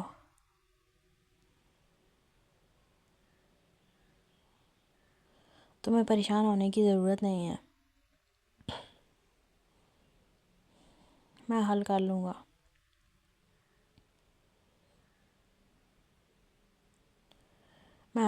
یہ کیس جتنے 1000 کیسز حل ہوئے ہیں, تم بس کوشش کرو جتنا ہو سکے اتنا ان بند فائلوں سے معلومات نکال کر میرے حوالے کرو, اور بالکل بے فکر ہو جاؤ. وہ اسے یقین دلوا رہا تھا. میں بے فکر ہوں دلاور, جب سے تمہارے ساتھ مل رہا ہوں میں بے فکر ہو گیا ہوں. میں ایسے کسی پولیس والے کا ساتھ چاہتا تھا. میں چاہتا تھا کوئی انصاف پسند انسان میرے ان معاملوں میں ساتھ دے, اور ہم ان لوگوں کو انصاف دلائیں جنہیں سچ میں انصاف کی ضرورت ہے. وہ لوگ جو پولیس کی طرف ایک اعتماد سے دیکھتے تھے, یہاں ان کو انصاف ملے گا, اور وہی لوگ ہمیں نفرت سے دیکھتے ہیں. تم نہیں جانتے ان لوگوں کی آنکھوں میں اپنے لیے نفرت دیکھ کر مجھے کتنی شرمندگی ہوتی ہے. اس یونیفارم پر شرمندگی ہوتی ہے. اسے پہننے کے لیے میں نے کیا کچھ نہیں کیا. تم جانتے ہو میرا آج تک پروموشن کیوں نہیں ہوا؟ کیونکہ میں نے ان لوگوں کا ساتھ نہیں دیا. یہ انسپکٹر صابر اور میں دونوں ایک ساتھ اس تھانے میں آئے تھے. ہمارے ساتھ ڈیوٹی تھی. آج صابر سب انسپکٹر ہے اور میں وہیں کا وہیں ہوں, کیونکہ صابر کی طرح نہ تو میں نے رشوت لی اور نہ ہی غلط راستہ اپنایا. میں نے ہمیشہ انصاف کو سب سے اوپر رکھا. شاید یہی وجہ ہے کہ میں نے کامیابی نہیں دیکھی, لیکن مجھے وہ کامیابی نہیں چاہیے. میرے لیے کامیابی یہ ہوگی کہ اس یونیفارم کی وجہ سے میں کسی کی مدد کر سکوں. تمہاری سوچ بہت اچھی ہے رضوان. میری بھی یہی کوشش ہے کہ جہاں ظلم ہو رہا ہے, ظلم کے خلاف ہم آواز اٹھائیں. ہمیں لوگوں کو انصاف دلائیں جو دن رات خود پر ہوتے ستم کو سہتے ہیں اور کچھ کر نہیں پاتے۔ خیر ان چیزوں کو چھوڑو، عائشہ کی سالگرہ ہے، کل تم نے آنا ہے اور دعام اور بابی کو بھی ساتھ لے کر آنا ہے۔ قبیلے میں چھوٹا سا جشن رکھا ہے، میری بچی خوش ہو جائے گی۔ وہ مسکرا کر بولا تو رضوان نے اس کے لب و لہجے میں اپنی بچی کے لیے خاص محبت محسوس کی تھی۔ وہ اپنے دونوں ہی بچوں کو بے تحاشا چاہتا تھا، لیکن اشم کے ساتھ اس کا لگاؤ الگ ہی تھا۔ وہ ہر وقت اسے اپنی گود میں اٹھائے رکھتا تھا۔ اگر وہ قبیلے سے باہر ہوتا تو اس کے لیے ضرور کچھ نہ کچھ لے کر جاتا، اور اگر قبیلے میں ہوتا تو اسے کندھے پر اٹھائے سارا دن گھماتا۔ اس کا لاڈ پیار دیکھ کر قبیلے کے لوگ یقین ہی نہیں کر پاتے کہ قبیلے کا سب سے بے رحم سردار اپنی بیٹی کے لیے ایک الگ ہی دنیا بسائے ہوئے تھا۔ وہ اپنی بیٹی سے اتنی محبت کرتا تھا کہ اس کے لبوں سے کوئی خواہش ادا ہونے سے پہلے پوری کر دیتا۔ وہ اس کی یہ چھٹی سالگرہ بہت زیادہ اسپیشل کر رہا تھا۔ قبیلے میں ابھی سے ہی جشن کا انتظام ہونا شروع ہو چکا تھا اور رضوان نے آنے کا وعدہ بھی کر لیا تھا۔ وہ دونوں یہاں پر موجود تھے، لیکن راگا ڈاکو یہاں نہیں آیا تھا۔ وہ دونوں یہ اچھی خاصے مایوس ہو گئے تھے، یہاں تک کہ انسپکٹر صابر کو تو غصہ ہی آ گیا تھا کہ ایسی جگہ پر آنے کے باوجود بھی اسے کچھ نہیں ملا۔ جناب میں سچ کہہ رہا ہوں، قسم کھا کر کہتا ہوں کہ وہ راگا ڈاکو ہی تھا، لیکن نہ جانے راگا کہاں غائب ہوا ہے۔ وہ یہیں پر تھا، میں نے خود دیکھا تھا۔ ایسا کرتے ہیں، ان لوگوں سے معلومات لیتے ہیں، پوچھ لیتے ہیں کہ وہ راگا ڈاکو تھا بھی یا نہیں، تب آپ کو مجھ پر یقین آ جائے گا۔ اسے خود کو گھوٹے پا کر کامران اچھا خاصا پکھلا گیا تھا۔ وہ ہرگز خود کو جھوٹا ثابت نہیں ہونے دے سکتا تھا، اور نے انسپکٹر سے بہت کچھ فرمائش کر ڈالی تھی جو صرف پورا ہونے کی صورت میں ہی پوری تھی۔ ایسے میں راگا ڈاکو کا یہاں نہ آنا بھی اچھی خاصی مصیبت پیدا کر چکا تھا۔ رکو، یہاں راگا ڈاکو آتا جاتا ہے یا کچھ دن پہلے یہاں راگا ڈاکو آیا تھا، اس عورت کے ساتھ نہ آیا تھا؟ اس نے اچانک ایک آدمی کو پکڑ کر انسپکٹر صابر کے سامنے کیا۔ ہاں وہ یہاں آتا جاتا ہے، لیکن آج نہیں آیا، بیمار ہے۔ سننے میں آیا سردار دلاور کی عورت نے اس کا منہ جلا دیا۔ لیکن تم تو ڈکیت قبیلے میں آتے جاتے ہو، تو یہ بات تمہیں کیسے پتا؟ انسپکٹر صابر نے حیرت سے اسے دیکھا تھا۔ ایک عام سا آدمی ڈکیت قبیلے کے اندر کی خبر رکھتا تھا، اور وہ پولیس والے ہو کر صرف معلومات اکٹھی کرنے میں لگے ہوئے تھے۔ ارے صاحب، ہم یہ اڈے چلاتے ہیں، چھوٹی موٹی خبریں رکھتے ہی ہیں نا ہم۔ اس نے عجیب سے انداز میں بولا تو انسپکٹر صاحب نے اگلے ہی لمحے اس کا گریبان پکڑ لیا تھا۔ ارے انسپکٹر صاحب، وہ دراصل ہمارے یہاں کی ایک لڑکی کا نکاح ہوا ہے قبیلے کے ایک ڈاکو ساتھ، تقریباً 4-5 سال پہلے۔ اس کی بہن یہاں ناچتی گاتی ہے، اب دونوں بہنیں آپس میں ملتی جلتی رہتی ہیں تو خبر مل جاتی ہے، ورنہ ایسی ویسی کوئی بات نہیں۔ وہ فوراً اسی طرح سے بات بتانے لگا کیونکہ اس یہ تک جانتا تھا پولیس اسے ہی دیکھ رہی تھی، ممکن ہے اسے ہی اندر کر دیتے اور وہ اس طرح کوئی رسک نہیں لے سکتا تھا، اس لیے اس نے سچائی بیان کر دی تھی۔ باقی یہ معلومات ان کے لیے کسی طرح کی فائدہ مند ثابت نہیں ہو سکتی تھی۔ وہ اپنی چیزوں میں کسی عورت کو شامل نہیں کر سکتے تھے، بلکہ وہ کسی عورت پر اعتبار نہیں کر سکتے تھے، اور ویسے بھی وہ لڑکی اپنی بہن کو چھوٹی موٹی باتیں بتاتی بھی تھی تو وہ بھی ہرگز ان کی مدد تو نہیں کرے گی، اس لیے بہتر تھا وہ اپنے پلان کو اپنے مطابق ہی چلائیں۔ سالگرہ بہت بہت مبارک ہو میری پیاری سی اشو۔ آج کتنی بڑی ہوگی ہے، 6 سال کی ہوگی ہے بیگم۔ یہ بہت جلدی بہت بڑی نہیں ہوتی جا رہی؟ دلدار تو کیسے آہستہ آہستہ بڑا ہو رہا تھا، اب دیکھو یہ کل پیدا ہوئی، آج 6 سال کی ہو گئی۔ وہ صبح اٹھتے ہی اشم کو جگا چکا تھا، بلکہ صرف جگا ہی نہیں چکا تھا، اسے کب سے شرارتیں کرتے ہوئے اپنے ساتھ مستیوں میں بھی لگا رہا تھا۔ صبح اٹھتے ہی وہ رونا دھونا مچا دیتی تھی۔ ایسے میں صرف دلاور ہی تھا جو اسے کنٹرول کر سکتا تھا، جبکہ دلدار تو اب تک گہری نیند سو رہا تھا۔ بیٹیاں جلدی بڑی ہو جاتی ہیں، کل کو ان کے ساتھ بھی ہاتھ پیلے کرنے کے دن بھی آ جائیں گے، آپ اسے بچی ہی سمجھیں گے۔ خیر، آپ کو اپنی بیٹی کا 6واں سال مبارک ہو میری پیاری بچی۔ آ جاؤ، میں تمہیں تیار کرتی ہوں، تھوڑی ہی دیر میں سب لوگ آ جائیں گے، پھر خوب جشن ہوگا، چھوٹا سا میلہ لگے گا میری بیٹی کی خوشی میں۔ وہ اس کے گال چومتے ہوئے بولے تھے، جبکہ میلے کی بات سن کر وہ دونوں آنکھیں پھیلا گئی تھیں۔ میلہ ہوگا تو بڑے دانتوں والا وہ بابا بھی آئے گا؟ وہ پریشانی سے پوچھنے لگی تھی۔ ہاں، بڑے دانتوں والا بابا آئے گا اور تمہیں پکڑ کر بورے میں ڈال کر لے جائے گا، پھر میں اپنے ماں باپ کا اکلوتا بچہ رہ جاؤں گا، پھر اگلے مہینے میری سالگرہ ہوگی۔ دلدار مزے سے چرپائی پر بیٹھتے ہوئے بولا، جس پر وہ منہ بنا گئی۔ بابا ہم نہیں میلے میں جائیں گے، وہ بڑے دانتوں والا بابا آ جائے گا۔ وہ فوراً ہی دلاور کے سینے میں چھپتے ہوئے کہنے لگی، اوہو، ایسے کیسے آ جائے گا، میں اس کو آنے ہی نہیں دوں گا، ہم قبیلے کا دروازہ زور سے بند کر دیں گے، کوئی میری بچی کو کچھ نہیں کہہ پائے گا، میری اشو تو شہزادی ہے، کوئی ہاتھ تو لگائے میری بچی کو، میں اس کے ہاتھ نہ کاٹ دوں تو؟ وہ نرمی سے اس کے چہرے کو چومتے ہوئے بولا، جبکہ دلدار اپنا سر ظاہرہ کی گود میں رکھ چکا تھا۔ ہم بھیا کو بڑے دانتوں والے بابا کے بورے میں بند کر دیں گے۔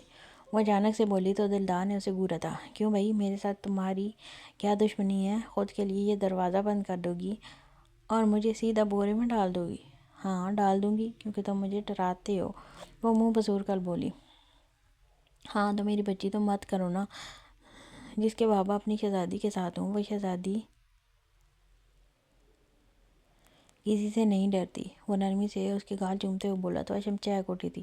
سچی بابا؟ یعنی کہ وہ بڑے دانتوں والا بابا مجھے کچھ نہیں کہہ سکتا؟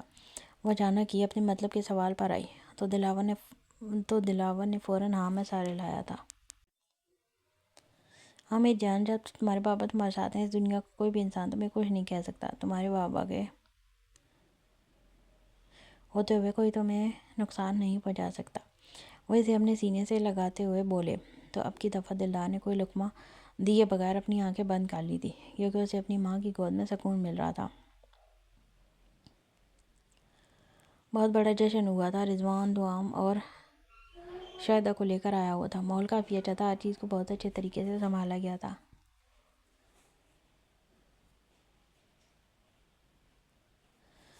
خوب ہلا گلا ہو رہا تھا، جبکہ اس ہلے گلے میں دوام بھی بہت خوش تھی، جس کو دلدار نے اپنی گود میں اٹھایا ہوا تھا، جبکہ ایشو اس کا ہاتھ پکڑے پورے میلے میں چہک رہی تھی۔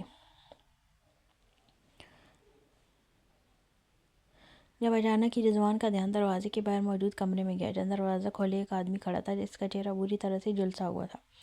وہ کوشش کر رہا تھا اسے پہچاننے کی، لیکن اسے پہچاننے میں وہ کامیاب نہیں ہو پا رہا تھا۔ ایسا لگ رہا تھا جیسے اس شخص کو اس نے کہیں دیکھا ہے، لیکن وہ کون تھا وہ اسے پہچان نہیں پایا تھا۔ کیا ہوا بھائی؟ آپ یہاں کیوں کھڑے ہو گئے ہیں؟ آئیے نا، کھانے کا وقت ہو گیا، ظاہرہ نے اس کو بازو پکڑتے ہوئے کہا تھا، جبکہ اس کا دھیان باہر کی طرف دیکھ کر وہ بھی ادھر دیکھنے پر مجبور ہو گئی۔ ظاہرہ، اس کمرے میں کوئی رہتا ہے کیا؟ مجھے پہلے بھی کچھ عجیب سا محسوس ہوا تھا، لیکن آج بھی لگ رہا ہے وہاں کوئی آدمی ہے جس کا چہرہ اور کچھ حد تک بکھرا ہوا ہے۔ راگا ڈاکو کا نام سنا ہے آپ نے؟ وہ اچانک سے پوچھنے لگی تو رضوان نے ایک نظر اپنی بہن کا چہرہ دیکھا تھا، پھر ہاں میں سارے لایا۔ یہاں وہی شخص رہتا ہے، اور اس کے چہرے پر جو نقش و نگار بنے ہوئے ہیں نا، وہ آپ کی بہن کا کارنامہ سمجھ لیں۔ جی یہ وہ تو کہتا ہے کہ میرا دوپٹہ جل رہا تھا، میرے قریب آ کر اس نے میرا دوپٹہ کھینچ کر اتارا تو میں نے اس کے منہ پر جلتی ہوئی مشعل دے ماری، تبھی سے اس کی حالت ایسی ہے۔ میں نہیں جانتی وہ سچ بول رہا تھا یا جھوٹ، لیکن اس نے مجھ پر ہاتھ ڈالا تھا، اس کو سزا تو ملنی بنتی تھی۔ خیر آپ چلیں، کھانا کھانے کا وقت ہو چکا ہے۔ وہ آدمی قبیلے سے باہر ہی رہتا ہے، ہم اسے قبیلے کے اندر آنے کی اجازت نہیں دیتے، اس کی طبیعت کچھ بہتر ہو جائے تو اسے یہاں سے باہر کر دیا جائے گا۔ ویسے سنا ہے میں نے کہ یہ جیل توڑ کر بھاگا ہوا ہے، آپ لوگ اسے ڈھونڈ نہیں رہے کیا؟ وہ اسے اپنے خیمے کی طرف لے جاتے ہوئے پوچھ رہی تھی۔ ہم اسے ڈھونڈ رہے ہیں بہنا، اور کافی عرصے سے ڈھونڈ رہے ہیں، پولیس پوری طرح اس کی تلاش میں، لیکن یہ کہیں بھی ہمارے ہاتھ نہیں آ رہا تھا، لیکن مجھے اندازہ نہیں تھا کہ وہ یہاں اس قبیلے میں چھپا ہوا ہوگا۔ تم نے اس کے ساتھ جو کیا بالکل ٹھیک کیا، ایسا انسان ایسی ہی سزا کا حقدار ہے، اور تمہیں اگر لگ رہا ہے کہ اس کی نیت تم پر غلط تھی تو میں مان ہی نہیں سکتا کہ تم غلط ہو سکتی ہو۔ یہ کی نا میرے بھائی والی بات، آؤ میں اپنے ہاتھوں سے آپ کو کھانا کھلاتی ہوں۔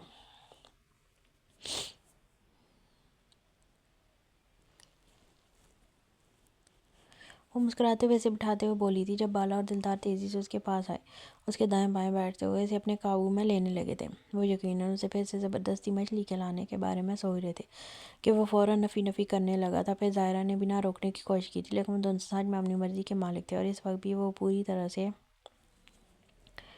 اپنی مرضی ہی کر رہے تھے۔ وہ جتنا گوشت اور ایسی چیزوں سے چڑھتا تھا، وہ دونوں اتنا ہی زبردستی اسے کھلاتے تھے، اور یہ اس کی محبت ہی تھی کہ ان دونوں کا دل رکھنے کے لیے وہ کھا بھی لیتا تھا۔ ہاں میں سلگیرہ پر آئی تھی، وہاں پر بھی میں بہت پیاری لگ رہی تھی نا ڈاکو جی؟ سچ سچ بتائیے، مجھے آپ کو تب بھی مجھ سے پیار ہو گیا تھا نا؟ اس کے ساتھ لیٹے اسے باتیں کر رہی تھی، جبکہ سردار جو پوری طرح سے اپنی ماضی میں کھویا تھا، اس کے مخاطب کرنے پر اس کی طرف متوجہ ہو گیا۔ تو مجھے بچپن سے ہی بہت زیادہ پیاری تھی سجن سائی، تمہیں دیکھتی ہی میرا دل بے قرار ہو جاتا تھا۔ تمہارے ننھے ننھے قدم جب سے میری زندگی میں پڑے تھے نا،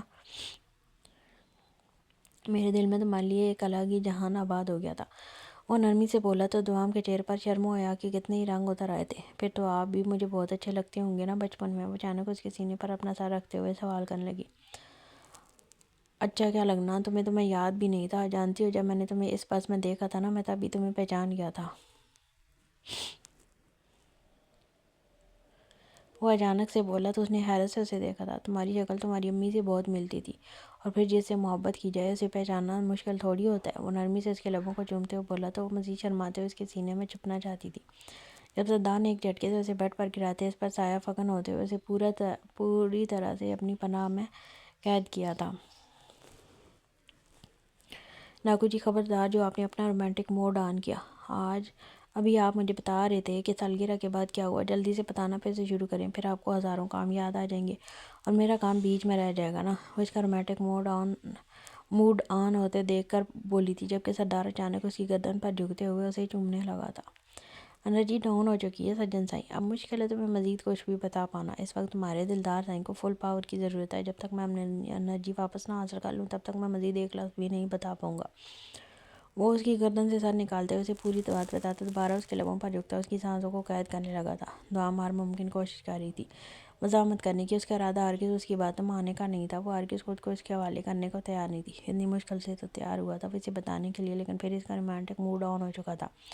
لیکن اس دفعہ تو دعاؤں نے بھی سوچ لیا تھا، چاہے کچھ بھی ہو جائے وہ آسانی سے اس کے ہاتھ نہیں آئے گی۔ ڈاکو جی میں بول رہی ہوں، میری بات مان لیجیے ورنہ اچھا نہیں ہوگا، آپ مجھے غصہ دلا رہے ہیں۔ وہ اچانک سے منہ بسور کر بولی تو سردار نے اس کی گردن ساتھ نکال کر اسے دیکھا، پھر اچانک کہکا لگا کر ہنسا۔ اس کا کہکا کمرے کے در دیوار میں گونجتا، اسے مزید غصہ دلا گیا تھا، جبکہ اس کی آنکھوں میں غصہ دیکھ کر وہ اچانک اس کے چہرے پر جھکتا اسے بتابی سے چومنے لگا تھا، اس کے چہرے کے ایک ایک ناش کو اپنے لبوں سے بھگوتے ہوئے اسے بے حال کر رہا تھا۔ وہ جتنا اسے بچنے کی کوشش کر رہی تھی، وہ اتنا ہی اسے خود کے قریب کرتا، خود کے ساتھ لپٹا رہا تھا۔ بتاؤ کیا کرو گی تم؟ دلا دیا تمہیں غصہ، اب بتاؤ کیسے اپنا غصہ نکالو گی؟ بدلہ لو گی مجھ سے؟ جو میں نے کیا وہ کر کے دکھاؤ گی؟ دکھا دو تو مان جاؤں گا تمہارے غصے کو۔ وہ مزید اسے اپنے قریب کرتا، اس کے لبوں کو پوری شدت سے قید کرتے ہوئے اس کی سانسیں روک گیا تھا، اور سچ مجھ میں اس کے غصے کی انتہا دیکھنا چاہتا تھا، یا اس کے غصے کی آڑ میں اپنا مطلب پورا کر رہا تھا۔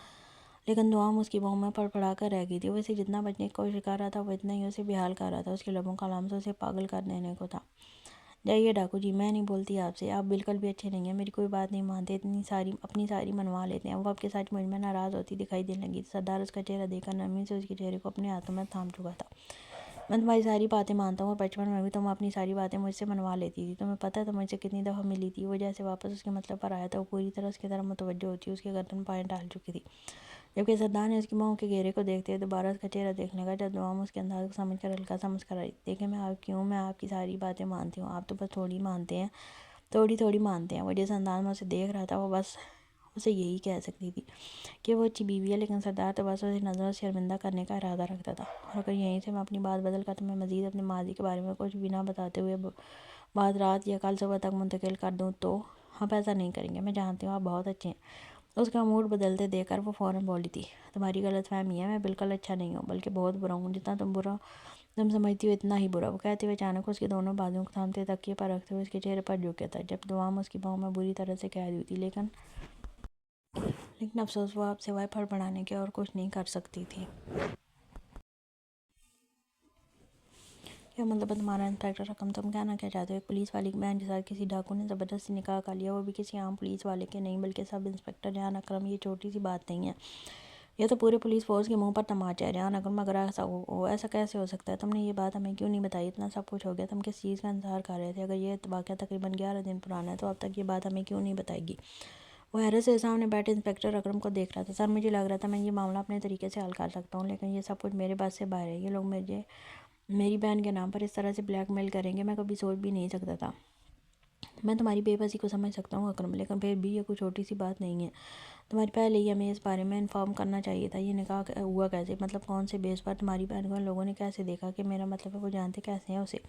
نکاح کوئی معمولی سی بات تو نہیں ہے، انسپکٹر کامران اسے دیکھتے ہوئے بول رہا تھا۔ جی سر، آپ بالکل درست کہہ رہے ہیں، نکاح کوئی معمولی بات نہیں ہے۔ میری بہن ایک اسپتال میں ڈاکٹر ہے۔ یہ بالا نامی ڈاکو وہیں اسے تنگ کر رہا تھا، کئی دفعہ اس کے راستے میں بھی آنے کی کوشش کر چکا تھا، لیکن میری بہن نے ہر دفعہ اسے نظر انداز کیا۔ میں ان ڈاکوؤں کو پکڑنے کی کوشش کر رہا ہوں۔ اس بات کا ذکر میں نے اپنی بہن کے سامنے کیا تو اس نے مجھے اس ڈاکو بالا کے بارے میں بتایا تھا، اور پھر میں ہرگز نہیں جانتا تھا کہ میری بہن اس معاملے میں میری مدد کرنے کی کوشش کرے گی۔ کچھ دن کے بعد ہی اس کے اسپتال میں بالا نامی ڈاکو آیا تھا، اور وہاں وہ پھر سے میری بہن کو تنگ کرنے لگا۔ میری بہن نے اسے بے ہوش کرنے کی گولی دی تھی تاکہ وہ بے ہوش ہو جائے، اور میری بہن نے جب مجھے اس بارے میں انفارم کیا، جب تک میں وہاں پہنچا تب تک وہ بے ہوش ہو چکا تھا۔ میرا ارادہ اسے گرفتار کر کے پولیس اسٹیشن میں لانے کا تھا، لیکن جیسے ہی میں اسے لے کر اسپتال سے نکلا، ان لوگوں نے میری بہن کو اغوا کر لیا، اور پھر یہ سب کچھ ہو گیا۔ وہاں قبیلے میں ان لوگوں نے میرے سر پر بندوق تان کر میری بہن کو نکاح کے لیے فورس کیا۔ اس نے کچھ سچ اور کچھ جھوٹ کے ساتھ کہانی بنا کر پیش کر دی تھی۔ اب وہ پوری طرح سے انہیں حقیقت نہیں بتا سکتا تھا کہ وہ اکیلے ہی بالا کے خلاف ثبوت ڈھونڈنے نکل پڑا. یہ شاید وہ انہیں یہ نہیں بتا سکتا تھا کہ اس کا ارادہ بالا کو نقصان پہنچانے کا یا قبیلے کے خلاف کوئی سازش کرنے کا نہیں تھا، بلکہ وہ صرف اور صرف سردار کے بارے میں معلومات لینا چاہتا تھا کہ وہ زندہ ہے یا مر چکا ہے. لیکن اس طرح کی باتیں اس کی وردی پر سوال اٹھا سکتی تھیں، اس لیے اس نے اتنا ہی بتایا تھا جتنا بتانا ضروری تھا، جبکہ کامران حیرت سے اسے دیکھ رہا تھا. پھر اس ڈاکو نے تمہاری بہن کے ساتھ نکاح کر لیا؟ خیر یہ معاملہ تو کافی پیچیدہ لگتا ہے اور اسے حل کرنا بھی کافی مشکل رہے گا ہمارے لیے، لیکن تم ہمارے قانون کے سب سے وفادار اور بہترین آفیسر ہو، تمہاری مدد تو کرنی پڑے گی. تمہیں کیا لگتا ہے ڈاکو بالا نے تمہاری بہن سے نکاح کس لیے کیا؟ میرا مطلب ہے کہ بدلے کے لیے نکاح کرتا تو رخصت بھی تو کرتا نا. وہ اسے ہرگز ہمارے ساتھ نہ جانے دیتا، لیکن بلکہ اسے زبردستی قبیلے کے اندر ہی رکھتا. سر میں ان پیار محبت والی باتوں پر یقین نہیں رکھتا. اگر وہ میری بہن سے محبت کرتا تو عزت سے میرے گھر رشتہ لے کر آتا، نہ کہ اس طرح کا گھٹیا کام کرتا. وہ اس کی بات کاٹتے ہوئے بولا، میں تمہاری بات سے اتفاق نہیں کر سکتا اکرم، کیونکہ ایک ڈاکو ایک پولیس والے کے گھر تو رشتہ لے کر آئے گا نہیں، اور اگر وہ تمہاری بہن سے محبت کرتا ہے تو یقین جانو یہ بات ہمارے لیے کافی فائدہ مند ثابت ہو سکتی ہے. انسپکٹر کامران اچانک سے بولا تو اس نے حیرت سے اسے دیکھا تھا. اس کی بات کی گہرائی کا مطلب وہ بہت اچھے سے سمجھ گیا تھا. بہت معذرت سر، لیکن اس معاملے میں اپنی بہن کو نہیں لانا چاہتا، بلکہ میں اس معاملے سے اپنی بہن کو نکالنا چاہتا ہوں. میں اپنی بہن کو مزید کسی طرح کی مصیبت میں نہیں پھنسانا چاہتا. میں اس معاملے سے اپنی بہن کو دور کر دینا چاہتا ہوں. میں چاہتا ہوں کہ اس کو نکال کر اگر ہم اس مسئلے کا حل نکال سکیں تو بہتر رہے گا، اور میں سب سے پہلے بالا سے اپنی بہن کی طلاق چاہتا ہوں. وہ جیسے اصل مدعے پر آیا تھا، جبکہ کامران کو اس کی یہ بات پسند نہیں آئی تھی. دیکھو انسپکٹر اکرم، اگر اس معاملے میں تمہاری بہن ہماری مدد کر سکتی ہے تو ذرا سوچو ہماری پولیس فورس کا کتنا فائدہ ہو جائے گا. اور ویسے بھی ہر دفعہ جذباتی ہو کر نہیں سوچا جاتا. اگر تو یہ محبت کا معاملہ ہے تو سمجھ لو پورا قبیلہ ہمارے ہاتھ لگ جائے گا. اس نے ریان کو دیکھتے ہوئے کہا، جبکہ ریان نے نرمی سے سر نفی میں ہلایا تھا. سر آپ جلد سے جلد میری مدد کریں اور اس معاملے کو ختم کر دیں. میری بہن ان سب چیزوں میں شامل نہیں ہوگی. وہ جیسے اپنا فیصلہ سنا رہا تھا، جبکہ انسپکٹر کامران اسے گور کر رہ گیا تھا. ٹھیک ہے ریان، بالکل جیسے تمہاری مرضی. میں تو بس ایسے ہی ایک بات کر رہا تھا. جیسا تم چاہو گے ویسا ہی ہوگا. وہ فوراً اپنی بات بدل گیا تھا. سامنے بیٹھا انسپکٹر ضرور پوسٹ میں اس سے کام تھا، لیکن یہ بات بھی بھولنے والی نہیں تھی کہ وہ اس کی پوسٹ پر ٹھوکر مار چکا تھا، اور جب چاہے وہ اس کے برابر والی کرسی پر بیٹھ سکتا تھا. ایسے میں اس سے پنگا لینا اس کا کوئی ارادہ نہیں تھا، اس لیے خاموشی سے اس کی بات مان لی تھی.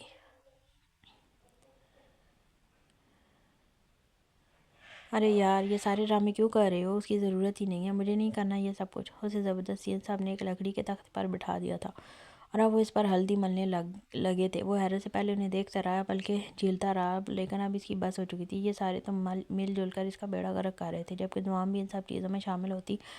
ہم نے دونوں ہاتھوں پر خوب ساری ہلدی لگا کر اس کے چہرے پر مار لی تھی. چپ چپ بالا بھیا، اور جب ہلدی لگاتے ہیں نا چہرے پر تب باتیں نہیں کرتے، چھائیاں پڑ جاتی ہیں، چہرے پر لکیریں آ جائیں گی. ابھی سے بڈھے ہو جائیں گے آپ. اتنا پیارا ہے میرا بھائی، اللہ پاک نظر بد سے بچائے. اور یہ جو ہلدی ہے نا، اس سے چہرے پر رونق آتی ہے دولہا بننے سے پہلے، اور اگر دولہے کو اس سے نہلایا جائے نا تو دولہا بن کر بہت پیارا لگتا ہے. اور ویسے بھی آپ تو ہفتے میں بس ایک ہی دفعہ نہاتے تھے جب بیلا سے ملنے جاتے تھے. آپ کو بہت ضرورت ہے اس طرح کے ٹریٹمنٹ کی. یہاں تو کوئی لڑکوں کا بیوٹی پارلر ہی نہیں ہے، لیکن آپ یہی سمجھ لیجیے میں ہی آپ کا بیوٹی پارلر ہوں. آپ کو شادی سے پہلے ایسے چمکا دوں گی نا کہ بیلا پھسل جائے گی آپ پر. وہ اس کے منہ پر خوب ہلدی ملتے ہوئے ساتھ ساتھ اپنی کمنٹری بھی کر رہی تھی، جبکہ اس کی باتیں سنتے میرو اور جمرو بھی اس کے دونوں بازوؤں کو پکڑ کر ہلدی رگڑنے میں مصروف ہو گئے تھے، جیسے وہ آج ہی اسے چمکا دینا چاہتے ہوں. ارے یار نہیں پھسلتی تو نہ پھسلے مجھ پر. میں جیسا ہوں ویسا ہی ٹھیک ہوں. مت بناؤ مجھے یہ انگریزی دولہا. نہیں بننا، جیسا ہوں ویسا ہی قبول کرے مجھے. وہ خود کو چھڑانے کی کوشش میں ہلکان ہو رہا تھا، جبکہ ہٹے کٹے ڈاکوؤں نے جس طرح سے قابو کر رکھا تھا وہ جاننے کے باوجود بھی خود کو چھڑانے میں کامیاب نہیں ہو پا رہا تھا. ارے اس دولہے کی تو ایک تو ہم اتنی خدمتیں کر رہے ہیں، اوپر سے اب بیکار میں ناک اونچی کیے بیٹھنے ہیں. سیدھا کریں اپنا منہ اگر دولہا بن کر روپ لانا چاہتے ہیں تو، ورنہ میری ساری محنت بیکار ہو جائے گی. وہ اسے ڈانٹ کر بولی تھی، جبکہ بالا کا کوئی ارادہ نہ تھا ان کے اس ڈرامے میں ان کا ساتھ دینے کا. لیکن جیسے ہی اس کی نظر سامنے پڑی وہ ایک دم سیدھا ہو گیا تھا، کیونکہ سامنے سردار کے ہاتھ میں چمڑے کا پٹا تھا.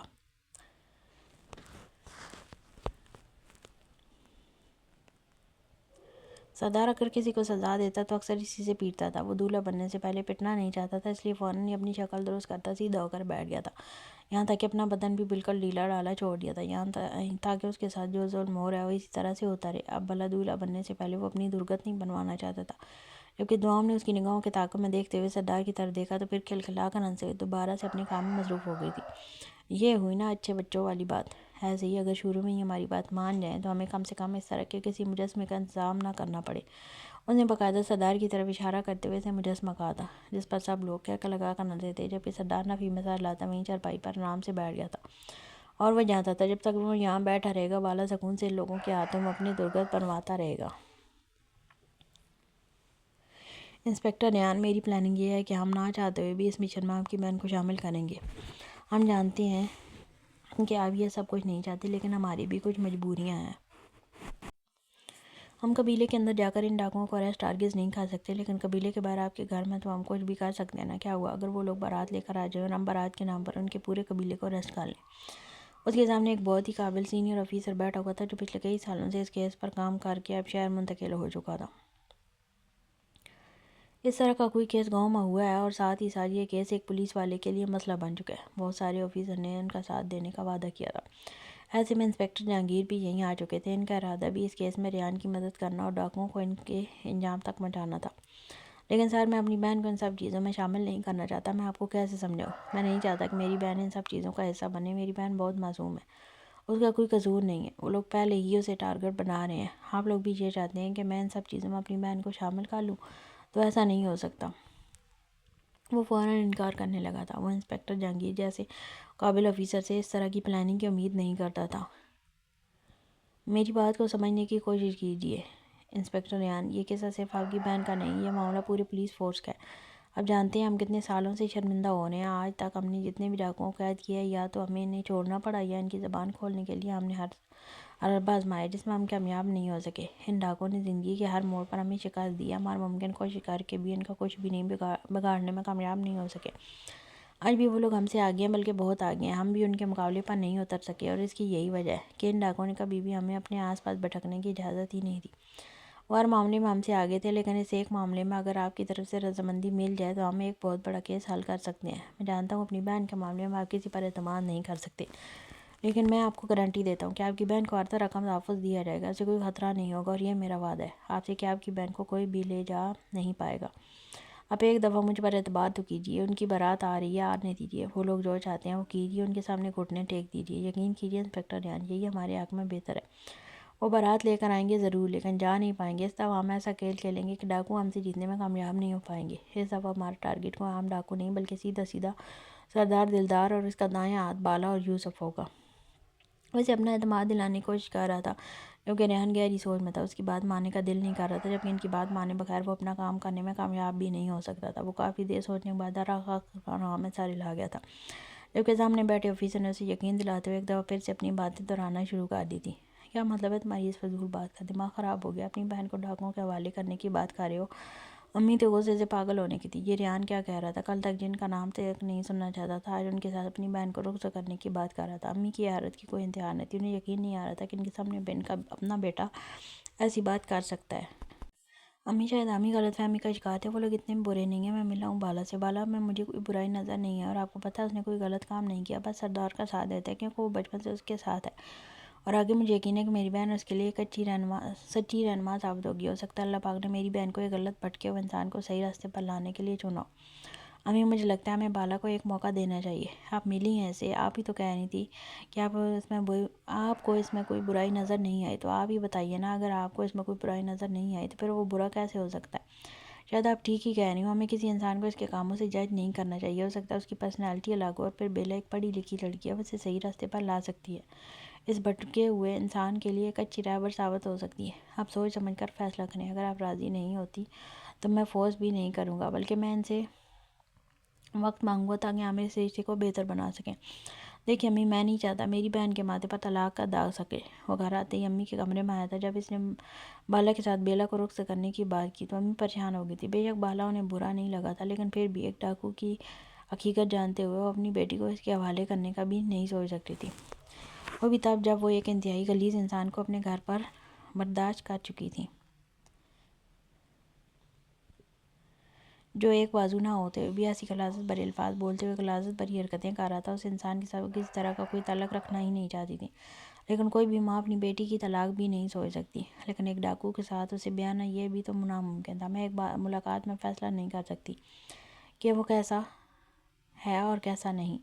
مجھے اس سے ملنا ہے، اسے بلاؤ۔ اسے بلاؤ یہاں پر، میں اسے ملاقات کرنے کے بعد ہی تمہیں بتا پاؤں گی کہ میں اس کے بارے میں کیا سوچتی ہوں، وہ اسے دیکھتے ہوئے بولی تھی، جبکہ اس نے صرف ہاں میں سر ہلا دیا تھا۔ یہ اس کے لیے مشکل نہیں تھا، وہ بالا کو یہاں بلا سکتا تھا، وہ بیلا کو اعتماد میں لے سکتا تھا، لیکن امی کو اپنے پلان کے بارے میں کچھ بھی بتانا اس کے لیے ممکن نہیں تھا، کیونکہ وہ امی کو یہ نہیں کہہ سکتا تھا کہ وہ اپنے ایک مقصد کے لیے اپنی بہن کو ان سب چیزوں میں شامل کر رہا ہے، لیکن پھر اس کی پولیس فورس اس معاملے میں بیلا کا ساتھ چاہتی ہے۔ اگر وہ اس طرح کی کوئی بھی بات امی کے سامنے کرتا تو امی اس معاملے میں کبھی بھی اس کا ساتھ نہیں دیتی۔ جو بھی تھا، وہ اپنی بیٹی کو کسی طرح کی مصیبت میں پھنسانے کے حق میں ہرگز نہیں تھی، لیکن اس نے کچھ نہ کچھ تو کرنا ہی تھا۔ اس مسئلے کا بس یہی حال تھا کہ ڈاکوؤں کو قابو کیا جائے، ورنہ ان لوگوں نے اسی طرح سے انہیں بے بس کرنا تھا، اور وہ بالا اور سردار کے سامنے بے بس نہیں ہونا چاہتا تھا۔ اس نے ایک آخری امید کے ساتھ قبیلے میں قدم رکھا تھا کہ سردار اس کا ساتھ دے گا، وہ کسی کے ساتھ ناانصافی نہیں ہونے دے گا، لیکن اس کی بہن کے ساتھ ناانصافی ہو رہی تھی جو اس کی برداشت سے باہر تھا۔ ریحانہ، ہم نے سچ مچ میں یہ فیصلہ کر لیا، مجھے یقین نہیں آ رہا، کیا آپ سچ میں بیلا کی شادی اس ڈاکو کے ساتھ کر دیں گے؟ اور کیا بیلا اس چیز کے لیے کبھی راضی ہوگی؟ میرا مطلب ہے، آپ کو نہیں لگتا آپ کو اس طرح کا کوئی بھی فیصلہ کرنے سے پہلے ایک دفعہ اپنی بہن سے پوچھنا چاہیے؟ وہ چائے کا کپ لے کر اس کے پاس آئی تھی۔ بیلا نائٹ ڈیوٹی پر تھی، آج اس نے اسپتال میں ہی رہنا تھا، جبکہ چائے کا کپ تھامتے ہوئے اس کا ہاتھ تھامتا اسے اپنے پاس بٹھا گیا۔ نہیں رباب، ایسا نہیں ہے، میں اپنی بہن کی زندگی کا کوئی بھی فیصلہ اس کی مرضی کے خلاف نہیں کروں گا، اور یہ جو فیصلہ ہوا وہ بہت سوچ سمجھ کر کیا گیا۔ میرا مطلب ہے، ایسا کچھ بھی نہیں ہونے والا، کوئی شادی نہیں ہو رہی، اور نہ ہی میں اپنی بہن کو اس طرح کے ڈاکیوں کے قبیلے کے حوالے کروں گا۔ میں بہت سوچ سمجھ کر اپنا اگلا قدم اٹھاؤں گا۔ میرا مطلب ہے، میں نے ان سب چیزوں میں پولیس کو شامل کر دیا، اور ہماری پلاننگ کے تحت یہی ہے کہ ہم ڈاکوؤں کو گمراہ کریں گے، انہیں کہیں گے کہ ہم شادی کے لیے تیار ہو چکے ہیں، وہ ہمارے اعتماد میں آ جائیں گے، اور پھر وہی کریں گے جو ہم ان سے کروانا چاہتے ہیں۔ ہم یہ شادی بالکل کسی نارمل سی شادی کی طرح کریں گے، جہاں چھوٹی بڑی رسمیں ہوں گی۔ قبیلے کی طرف سے جب بارات یہاں آئے گی تو یقیناً سارے بڑے ڈاکو بارات میں شامل ہوں گے۔ ایسے میں قبیلے سے باہر ہم ان کو اپنے قابو میں کر سکتے ہیں، ان پر حملہ کر کے انہیں اریسٹ کر سکتے ہیں۔ قبیلہ ان کا ہے، وہ اپنے قبیلے کے ایک کونے کے ایک رستے سے واقف ہے۔ اس قبیلے میں جا کر ہم انہیں کبھی گرفتار نہیں کر سکتے، اور نہ ہی اس قبیلے کے اندر ہم ان کا کچھ بگاڑ سکتے ہیں، لیکن قبیلے کے باہر ان کا وجود عام لوگوں کی طرح ہے، وہ دنیا کے شہنشاہ نہیں ہیں۔ قبیلے کے باہر کی بھاگ دوڑ پولیس والوں کے ہاتھ میں ہے، پولیس والے اس چیز کو اپنے مطابق ہی ہینڈل کر رہے ہیں۔ قبیلے کے باہر ان لوگوں کی اوقات ہی نہیں ہے، ہم انہیں آسانی سے گرفتار کر سکتے ہیں، اور جب ہر بڑا ڈاکو ہمارے ہاتھ لگ جائے گا، اس کے خلاف کون سا کیس لگانا یہ ہماری مرضی ہوگی۔ لیکن یہ بہت خطرناک ہے ریحانہ، آپ کو نہیں لگتا آپ بہت غلط کر رہے ہیں؟ میرا مطلب وہ ڈاکو برے نہیں ہیں، انہوں نے امی کی مدد کی، ان کی جان بچانے کے لیے ہم ان کے ساتھ کچھ۔ میری بات سنو رباب، ہم صرف ایک ایکٹ پر ان کو جج نہیں کر سکتے، وہ اچھے ہیں یا برے اس کا فیصلہ ان کے کام کرتے ہیں، ان کی اچھائی یا برائی کا اندازہ یہیں سے لگا لو۔ وہ قتل و غارت کرتے ہیں، اس سے زیادہ برا اور کچھ نہیں ہو سکتا۔ وہ لوگ قاتل ہیں، مجرم ہیں، ایسے لوگوں کی چھوٹ چھوٹ نیکیاں کسی کام کی نہیں۔ پولیس اسٹیشن میں ان کے گناہوں سے فائلیں بھر پڑی ہیں، اور یہی ان کی حقیقت ہے جو کبھی بدل نہیں سکتے، اس لیے میں تمہیں بس اتنا کہوں گا، امی کی طرح دل سے نہیں بلکہ دماغ سے سوچنا شروع کرو۔ وہ کہتے ہوئے چائے کا کپ اپنے لبوں سے لگا گیا تھا، جبکہ وہ خاموشی سے اسے دیکھتی رہی۔ دماغ میں بہت کچھ چل رہا تھا، اسے ڈر بھی لگ رہا تھا کہ ان سب چکروں میں ریحان بیلا کا کوئی بڑا نقصان نہ کر دے۔ کیا ہوا؟ کس کا فون تھا؟ وہ لوگ رسم ختم کر کے آرام سے بیٹھے تھے، تھوڑی دیر پہلے ہی بالا نہا کر نکلا تھا جب اس کا فون بج گیا۔ اس نے اپنے موبائل پر ریحان اکرم کی کال آتی دیکھی تھی، اسے حیرانی ہوئی تھی، لیکن تھوڑا الگ ہو کر اس نے کال اٹینڈ کی تھی، جہاں پر ریحان نے یہ کہا تھا کہ اس کی امی اس سے ملنا چاہتی ہیں، اس لیے کل انسانوں کی طرح آ کر وہ ان سے ملے۔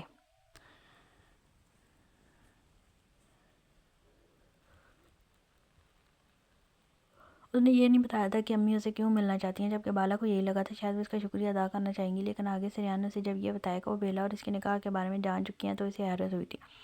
تو آخرکار پولیس والے نے ہمت ہار کر اپنی ماں کو سب کچھ بتا ہی دیا۔ چلو، ایک بہت اچھی بات تھی، آج نہیں تو کل تو حقیقت سامنے آنی تھی۔ وہ کال ختم کر کے واپس آیا تو سردار وہیں اپنی جگہ بیٹھا ہوا تھا۔ جب وہ اسے تفصیل سب کچھ بتانے لگا، سردار کو بھی یہ جان کر خوشی ہو رہی تھی کہ آخر ریحان کی امی سب کچھ جانتی تھی، اور وہ عقل مندی کا مظاہرہ کرتے ہوئے اس سے ملاقات کرنا چاہتی تھی۔ یہ بہت اچھی بات ہے، تم کل ہی ان سے ملنے کے لیے چلے جاؤ، اور انسانوں کی طرح جانا، اور بے حد احترام سے ان سے ان کی بیٹی کا ہاتھ مانگنا۔ نکاح ہو چکا ہے، تم نے بس یہی کہنا ہے کہ ہمیں رخصتی کی جلدی ہے۔ وہ کہتے ہوئے اپنی جگہ سے اٹھا تو فوراً دوام بھی اٹھ گئی تھی، اس کا ارادہ کمرے میں چل کر آرام کرنے کا تھا۔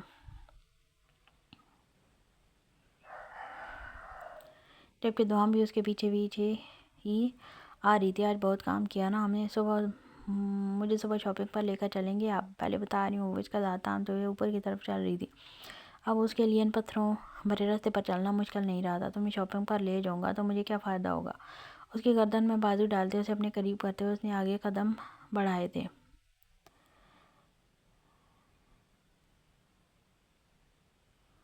بڑے لالچی انسان ہیں، کوئی فائدہ نہیں ہوگا آپ کو۔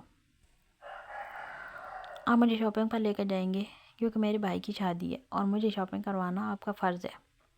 آئے بڑے فائدہ کرنے والے، وہ ناک چڑھا کر بولی۔ سردار ہلکا سا مسکرایا، ارے یار کر دوں گا اپنا فرض پورا، تم بھی سر کمرے میں چل کر اپنے فرض نبھاؤ۔ خیر کہاں تھے ہم اور آج کیا کام کیا تم نے؟ اور ان باتوں میں لگا کام کو چھوڑیں، کہاں تھے آپ؟ اس بات پر فوکس کرتے ہیں۔ آپ نے کل اشم کی سالگرہ تک بتایا تھا، میں اس کی کام کی بات نہیں کر رہا۔ وہ آج سچ انگوٹھا اس کے لبوں پر پھیرتے ہوئے بولا تھا، لیکن میں آپ کے ماضی کے بارے میں بات کر رہی ہوں۔ کیا کہا تم نے؟ تھک گئی ہو سچن سائی، میں تمہیں اپنی باہوں میں اٹھا کر لے چلتا ہوں۔ وہ اچانک ہی اپنی بات بتاتا اسے اپنی باہوں میں اٹھانے لگا۔ نہیں، آپ مجھے کمرے میں چل کر اپنے بچپن کی باتیں بتائیں گے۔ وہ فوراً ہی اس کی باہوں میں مزاحمت کرنے لگی تھی، جیسے سردار کوئی بھی اہمیت دیے بغیر اسے کمرے میں لے کر جا رہا تھا۔ اس کی ساری باتوں کو وہ اپنے انداز میں لے رہا تھا، اس کی ہر بات کو اہمیت دے رہا تھا سوائے اس کے بچپن کے قصوں کو۔ دن تیزی سے گزر رہے تھے، وہ لوگ مسلسل اس اڈے کے چکر لگا رہے تھے، لیکن ان کے ہاتھ کچھ نہیں آ رہا تھا۔ کمرہ مجھے نہیں لگتا کہ اس طرح سے بیٹھنا چاہیے، اس کو ڈھونڈنا چاہیے جس معاملے میں ہماری مدد کر سکے۔ مجھے یہ سب کچھ بالکل بے فضول اور وقت کا ضیاع لگ رہا ہے۔ تم خود ہی دیکھو، وہ آدمی ہمارے ہاتھ تو آنا دور کی بات، ہمیں اپنی شکل تک نہیں دکھا رہا، ہم کیسے اس تک پہنچیں گے؟ ڈکیت قبیلے کی طرف ہم قدم تک نہیں اٹھا سکتے، ہم کچھ اور سوچنا چاہیے۔ اس انسان کو چھوڑو، ہمیں کسی اور کو دیکھنا چاہیے جو اس معاملے میں سچ مچ میں ہماری مدد کر سکے۔ سر میرے حساب سے تو مدد ہماری صرف ڈاکہ ڈاکو ہی کر سکتا ہے، باقی ایک دفعہ ہمیں اس تک پہنچنے تو دیجیے، انشاءاللہ اس مسئلے کوئی نہ کوئی حل نکل آئے گا۔ مجھے تو کوئی حل نظر نہیں آ رہا کامران، مجھے لگ رہا ہے ہم صرف وقت پر بات کر رہے ہیں۔ ٹھیک ہے سر، اگر ایسی بات ہے تو میں آپ سے آخری موقع مانگتا ہوں، ہم آخری دفعہ اس اڈے پر چلیں گے۔ آج ممکن ہو سکا ہمارے ڈاکو سے ملنا، ٹھیک ہے، ورنہ میں آپ کو بالکل بھی نہیں کہوں گا کہ آپ میرے ساتھ ڈاکو سے ملنے کے لیے چلیں۔ پھر اس مسئلے کا حل کوئی اور نکالیں گے ہم اپنے طریقے سے، سردار اور اس قبیلے پر اٹیک کریں گے۔ ویسے دیکھتے ہوئے بولا تھا اب کی دفعہ صاحب نے صرف ہاں میں ساتھ لایا تھا۔ وہ لوگ آج آخری بار اڈے پر آئے تھے کیونکہ انسپکٹر صابر مزید ان سب چکروں میں پڑنے میں بالکل بھی دلچسپی نہیں رکھتا تھا۔ وہ بری طرح سے تھک چکا تھا، راگا ڈاکو کو پتہ کرتے کرتے اب بس مسئلے کا حل چاہیے تھا۔ وہ دونوں اڈے میں 3 گھنٹے سے بیٹھے اس کا انتظار کر رہے تھے، لیکن روز کی طرح آج بھی انہیں پوری طرح سے نا امیدی ہی تھی۔ لیکن اچانک ہی جیسے امید کی ایک روشنی نظر آئی، وہ راگا ڈاکو ہی تھا جو جھلسے ہوئے چہرے کے ساتھ اندر داخل ہوا تھا۔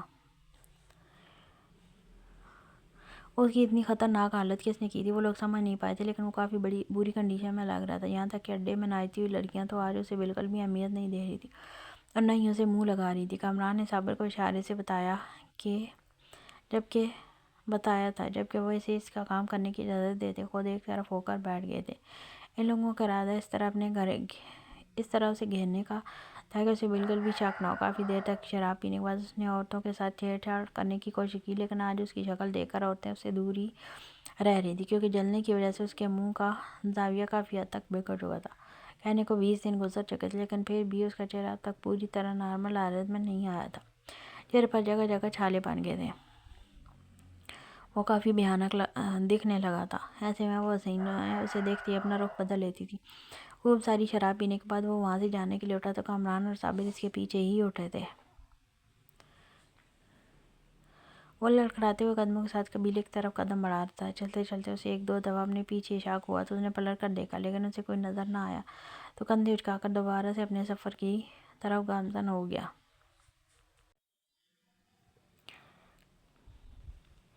لیکن ابھی وہ تھوڑا ہی آگے گیا تو اسے قدم آگے نہ اٹھانے دیا۔ اس نے پھر سے پلٹ کر پیچھے کی طرف دیکھا تو اب کی دفعہ اندھیرے میں ہلکا سا کسی کا سایہ محسوس ہوا۔ وہ آگے بڑھنے کے بجائے واپس پیچھے کی طرف قدم اٹھاتا آہستہ آہستہ پلٹ کر آنے لگا تھا۔ شراب کے نشے میں آنکھیں پوری طرح سے کھل نہیں رہی تھی، لیکن اسے یقین تھا کہ کوئی نہ کوئی اس کا پیچھا ضرور کر رہا ہے۔ کون ہے؟ یہاں چھپ کر کیوں بیٹھے ہو؟ سامنے آؤ۔ کیا راگا ڈاکو کا سامنا کرنے کی ہمت نہیں ہے کیا؟ وہ غصے سے پھنکار رہا تھا جب اگلے ہی لمحے صابر نکلتے ہوئے اس کے سامنے آئے۔ پولیس کو اپنے سامنے دیکھ کر وہ بھاگنے ہی لگا تھا کہ پیچھے سے اچانک ہی کسی نے اس کے سر پر زور سے ڈنڈا مارا تھا۔ وہ اگلے ہی لمحے ہوش و حواس کھوتا بے ہوش ہو چکا تھا، جبکہ صابر نے ایک نظر کامران کو دیکھا اور ہلکی سی مسکراہٹ کے ساتھ وہ اس کا نیم بے ہوش وجود اٹھا کر وہاں سے گھسیٹتے ہوئے خاموشی سے اپنے ساتھ لے گئے تھے۔ انہیں امید نہیں تھی کہ راگا ڈاکو اس طرح ان کے ہاتھ لگ جائے گا، لیکن وہ ان کے نہ صرف ہاتھ لگ چکا تھا بلکہ اگر وہ اس کام کے لیے راضی ہو جاتا تو وہ ان کے لیے بہت زیادہ فائدہ مند بھی ثابت ہو سکتا تھا، اور ان لوگوں کا ارادہ اس سے پوری طرح سے فائدہ اٹھانے کا تھا۔ اس دفعہ وہ بالکل بھی کوئی غلطی کرنے والی نہیں تھی۔ آج وہ راگا ڈاکو کو اپنے ہاتھ سے نکلنے کی اجازت تو ہرگز نہیں دینے والے تھے۔ سزا کو پکڑنے کے لیے راگا ڈاکو خوابوں کی منظر تعمیر کرنی تھی، تبھی وہ اپنے مقصد میں کامیاب ہو سکتے تھے۔ بالا صبح ہی تیار ہو کر قبیلے سے نکل گیا تھا۔ وہ نہیں جانتا تھا اس کے گھر میں کون کون ہوگا، لیکن اس کا مقصد صرف اور صرف بیلا کی امی سے ملاقات کرنے کا تھا۔ وہ اسے اسپتال میں ہی بہت اچھی خاتون لگی تھی، ان سے باتیں کرتے کافی مزہ بھی آیا تھا۔ وہ اتنا تو جانتا تھا کہ وہ ایک اچھی خاتون تھی اور یقیناً وہ اس کے دلی جذبات کو سمجھنے کی کوشش کریں گے۔ اس کا ارادہ بہت صاف اور واضح تھا، وہ انہیں اپنے اندر کی ساری فیلنگز بتا دینا چاہتا تھا۔ اتنا تو وہ بھی سمجھتا تھا ایک ماں کے لیے اس سے بڑی اور کوئی بات نہیں ہو سکتی کہ ان کا ہونے والا داماد ان کی بیٹی سے محبت کرتا ہے، کیونکہ محبت سے بڑا اور کوئی احساس نہیں ہوتا، اور اگر وہ ان کی بیٹی سے محبت کرتا تھا تو پھر اس کی عزت رکھنا اس کی اولین ترجیح تھی۔ وہ ان سے کچھ بھی چھپانے کا ارادہ نہیں رکھتا تھا، اس نے صاف اور کلیئر بات کرنی تھی ان سے۔ وہ اتنا جلدی نکلنے کا ارادہ نہیں رکھتا، لیکن دوام صبح سویرے اس کے سر پر سوار تھی۔ اس کی آنکھ کھلی تو وہ پہلی دفعہ اسے اس کمرے میں دیکھ کر حیران ہو گیا تھا۔ جو اپنی ہاتھ میں استری شدہ سفید رنگ کا کرتا شلوار لٹکائے ہوئی تھی، جبکہ دوسری ہاتھ میں اس کے لیے ایک ڈیسنٹ سے بوٹ تھے۔ وہ تو حیران ہی رہ گیا تھا، اسے لگا دوم اسے دولہا بنا کر بھیجنا چاہتی تھی، جبکہ اسے زبردستی جگانے کے بعد اس نے وہ کپڑے پہننے کا آرڈر جاری کیا۔ پھر اس کے باہر آنے پر اسے وہی چیزیں پہننے کے لیے کہا جو وہ اس کے لیے لے کر آئی تھی۔ وہ اس کی ہر بات مان رہا تھا، جبکہ اس کے بال تو اس نے خود بنائے تھے، اور پھر یہ آرڈر بھی جاری کر دیا تھا: خبردار، جو ان آنٹی کے سامنے چہرے پر نقاب کر کے بیٹھے رہے۔ یہ چہرہ انہیں دکھانا ہے تاکہ انہیں پتہ چلے ان کا ہونے والا داماد کتنا پیارا دکھتا ہے۔ خیر دوام کی باتوں پر وہ صرف ہنستا رہا تھا، اور وہ تو اسے بہن کی نظر سے دیکھتی تھی، اور بہن کی نظر میں تو بھائی بہت پیارے ہوتے ہیں۔ اب وہ ایسا کیسا لگنے والا تھا یہ تو وہی بتا سکتی تھی، لیکن اس کی حرکتوں پر مسکرا کر وہ قبیلے سے نکلتا سیدھا شہر کی طرف آیا تھا۔ پہلے اس کا ارادہ ساتھیوں کے ساتھ آنے کا تھا، لیکن سردار نے صاف انکار کر دیا تھا۔ ان کا کہنا تھا کہ یہ جنگ اس نے اکیلے لڑنی ہے اور وہ اکیلے ہی جائے گا، اسے کسی طرح کے باڈی گارڈ کی ضرورت نہیں۔ اس گھر سے تعلق صرف اس کا، اس لیے بہتر ہوگا وہ وہاں اکیلا ہی جائے۔ باقی سب لوگ اس کی بارات پر ساتھ آنے کا ارادہ رکھتے تھے، سو وہ اکیلا ہی یہاں آ گیا تھا۔ حالانکہ پہلی دفعہ بیلا کی امی سے ملتے ہوئے اسے عجیب نہیں لگا تھا، لیکن اس دفعہ لگ رہا تھا۔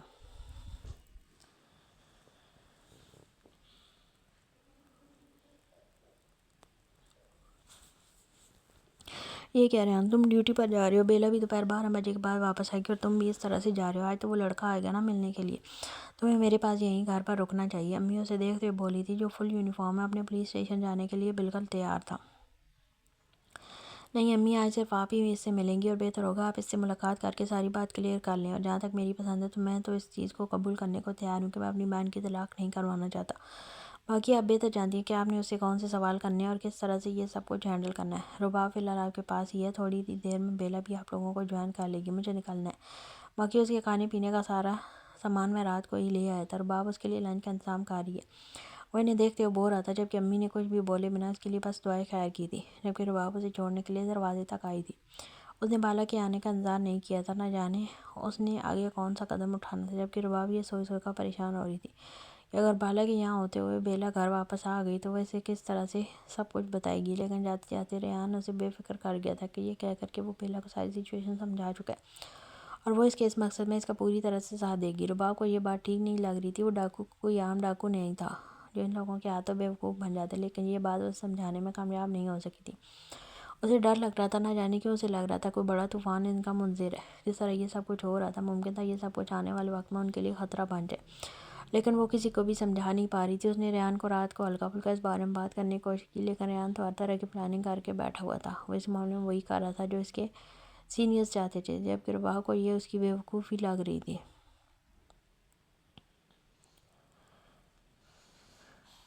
تقریباً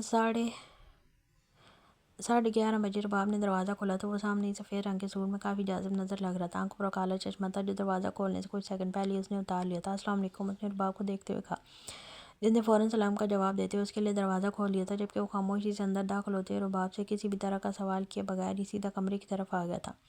اسے حیرانی ہوئی تھی کہ وہ کیسے جانتا ہے کہ امی کا کمرہ کس طرف ہے، لیکن پھر خیال آیا کہ اس دن وہ اسے اسی کمرے میں لے کر آئی تھی اور اس کے ساتھ ہی اندر داخل ہوئی تھی، جبکہ اس نے انتہائی ادب سے سامنے بیٹھی عورت کو سلام کرتے ہوئے ان کے سامنے آ کر اپنا سر جھکایا تھا۔ یہ لڑکا انہیں پہلی ہی نظر میں پسند آیا تھا، اور ان کے ساتھ پہلی ہی ملاقات ان کی بہت خوشگوار تھی، لیکن انہیں ہرگز اندازہ نہیں تھا کہ دوسری ملاقات میں وہ ان کی بیٹی کا شوہر بن کر ان سے ملے گا۔ انہوں نے بڑی مشکل سے ہاتھ اٹھا کر اس کے سر پر پھیرا تھا۔ اس دن اس کے ڈاکو ہونے کے بارے میں سن کر انہیں اتنی حیرت نہیں ہوئی تھی جتنی زیادہ حیرت انہیں یہ سوچ کر ہو رہی تھی کہ وہ ان کی بیٹی کا شوہر تھا۔ السلام علیکم، کیسی ہیں آپ؟ اب کیسی طبیعت ہے آپ کی؟ دوبارہ ڈاکٹر کے پاس گئی تھی؟ ارے کیا ضرورت ہے دوبارہ ڈاکٹر کے پاس جانے کی؟ آپ کی تو اپنی بیٹی ماشاءاللہ سے ڈاکٹر ہے، اس نے ٹھیک سے آپ کا چیک اپ کیا ہوگا نا؟ ویسے میرے خیال میں آپ کو ہائی بی پی اور شوگر ہے، آپ کو احتیاط کرنی چاہیے۔ اس دن شاید آپ نے کچھ ایسا سنا یا دیکھا تھا جس کی وجہ سے آپ نے ٹینشن لی تھی، تبھی آپ کی طبیعت اتنی زیادہ خراب ہو گئی تھی۔ ویسے آپ کو گھر پر اکیلے بالکل بھی نہیں رہنا چاہیے، خاص کر جو انسان بیمار ہو اسے تو بالکل بھی اکیلے نہیں چھوڑنا چاہیے۔ وہ ان کے پاس وہیں چارپائی پر ان کے پیروں کی طرف بیٹھ گیا تھا، جب انہوں نے اشارے سے سامنے صوفے کی طرف بیٹھنے کے لیے کہا تھا، لیکن وہ ان کے پاس ہی بیٹھا تھا اور اب جس طرح دوستانہ انداز میں وہ ان سے باتیں کرنے لگا تھا وہ انہیں برا تو ہرگز نہیں لگ رہا تھا۔ میں جانتا ہوں آپ مجھ سے بیلا کے حوالے سے سوال کرنا چاہتی ہیں، کریں، ضرور کریں، میں ہر طرح کے سوال کا جواب دینے کے لیے بالکل تیار ہوں۔ میں نہیں جانتا ریحان نے آپ کو میرے بارے میں کیا بتایا یا بیلا میرے بارے میں کیا سوچتی ہے، لیکن میں اپنی طرف سے آپ سے بہت ساری باتیں کہنا چاہتا ہوں، بلکہ آپ سے کچھ وعدے بھی کرنا چاہتا ہوں۔ وہ ان کی دونوں ہاتھ تھامتے ہوئے بولا تھا، جب آپ اپنی بیٹی کسی انجان کے حوالے کرتے ہیں تو یہ لمحہ بہت زیادہ تکلیف دہ ہوتا ہے۔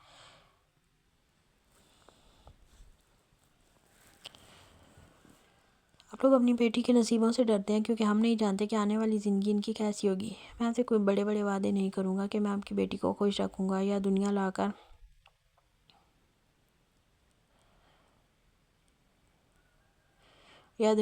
اس کے قدموں میں رکھ دوں گا۔ نہیں، میں اس طرح کی کوئی بات آپ سے نہیں کروں گا۔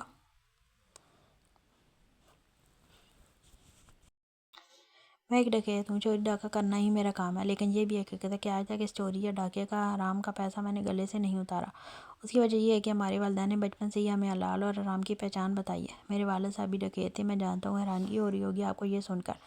وہ ہلکا سا مسکرا کر ان کا چہرہ دیکھنے لگا۔ آپ یقیناً سوچ رہے ہوں گے کہ جس کا باپ ہی ڈکیت ہو وہ بھلا حرام یا حلال کی پہچان کہاں رکھتا ہوگا، لیکن ایسا نہیں ہے۔ ہم جس قبیلے میں رہتے ہیں وہاں پیچھے کی طرف ہم لوگوں نے اپنی زمینوں پر کھیتی باڑی کر رکھی ہے، ہم وہاں بڑے پیمانے پر فصلیں اگاتے ہیں اور جو ہماری حق حلال کی کمائی کی ہوتی ہیں، اور ہم وہی کھاتے ہیں جو ہماری اس کمائی سے حاصل ہوتا ہے۔ ہم نے اپنی ڈکیتی سے ایک نوالہ بھی اپنے بھوکے پیٹ کو بھرنے کے لیے نہیں لیا۔ یہ آپ کی مرضی ہے، آپ میری بات پر یقین کریں یا نہ کریں، لیکن یہ حقیقت ہے جو میں آپ کو بتانا چاہتا ہوں، کیونکہ میرے لیے یہ بات اہمیت رکھتی ہے کہ میں آپ کو اس بات کا یقین دلاؤں کہ میں آپ کی بیٹی کو حلال کھلاؤں گا، حرام نہیں۔ وہ انہیں دیکھتے ہوئے بول رہا تھا جبکہ وہ حیران تو تھیں ہی اسے سن کر، لیکن نہ جانے کیوں ان کا دل کہہ رہا تھا اس کی ہر بات پر یقین کرنے کا۔ اس کے لہجے میں سچائی تھی۔ اگر ایسی بات ہے تو پھر تم لوگ یہ چوریاں ڈکیتیاں کرتے کیوں؟ اگر تم لوگوں کی حق حلال کی کمائی اتنی ہے کہ تم اس سے اپنا پیٹ بھر سکو، اپنی ضروریات سے زندگی پوری کر سکو، پھر یہ ڈکیتی کرنے کا کیا مقصد؟ کیا اپنے باپ دادا کی لکیر کاٹ رہے ہو تم لوگ کہ جو ہمارے والدین نے کیا وہی ہم کریں گے؟ امی کے لہجے میں ہلکا سا غصہ تھا۔ جب ان کا غصہ دیکھ کر وہ ہلکا سا مسکرایا تھا۔ ہماری چوری ڈکیتی کی ہزاروں وجوہات ہیں، ان کی وجہ پاکستان بڑھتی ہوئی غربت ہے اور اس سے بھی زیادہ وجہ غریب کا مزید غریب ہونا ہے۔ آپ اپنے ملک کے حالات دیکھ رہی ہیں، یہاں کروڑوں کے حساب سے لوگ ہیں جو بھوکے مارے ہیں۔ ہم سب کو کھانا نہیں کھلا سکتے اور نہ ہی کسی کو حق دلوا سکتے ہیں، لیکن ہم اپنی طرف سے ایک چھوٹی سی کوشش کرتے ہیں کہ جن کے لیے ہمارے پاس میں ہم ان کے لیے کچھ کریں۔ ہم غریب بچوں کا علاج کرواتے ہیں، جو لوگ خود کچھ نہیں کر سکتے ان کے لیے ہم ایک آس کا دیا جلاتے ہیں، ایک امید بنتے ہیں کہ کوئی ان کے ساتھ ہے۔ وہ بوڑھی عورتیں یا ماں جن کی کوئی اولاد نہیں یا جن کے بچے نے بے آسرا بے سہارا چھوڑ کے، ہم ان کا سہارا بننے کی کوشش کرتے ہیں۔ حق حلال کی کمائی سے یہ ممکن نہیں ہے، لیکن جن لوگوں کا حق لوٹ کر انہیں بے موت مارا جا رہا ہے ہم ان کا حق دلانے کی کوشش کرتے ہیں۔ میں جانتا ہوں میری باتوں پر آپ یقین نہیں کر پا رہی ہوں گی، لیکن یہی حقیقت ہے۔ خیر، میں یہاں اپنی صفائیاں دینے یا اپنے کام کی تفصیلات بتانے آپ کو نہیں آیا تھا۔ میں آپ کو بس یہ بتانے کے لیے آیا تھا کہ بیلا سے نکاح کی وجہ میری محبت ہے۔ میں نے بیلا کو پہلی دفعہ اسپتال میں دیکھا تھا، اسے دیکھتے ہی میرے دل میں عجیب طرح کے جذبات پیدا ہوئے تھے۔ میں کوئی ان پڑھ گنوار ہرگز نہیں ہوں۔ اگر آپ چاہیں تو تقریباً 3.5-4 سال پہلے کا رزلٹ نکال کر آپ دیکھ سکتی ہیں۔ میں نے بورڈ میں پوزیشن لی ہوئی ہے، آپ کی دفعہ کہتے ہوئے اس کی آنکھیں چمکی تھیں، جبکہ اس کی آنکھوں کی معصومیت دیکھ کر نہ جانے کیوں امی کے لبوں پر ہلکی سی مسکراہٹ آ گئی تھی۔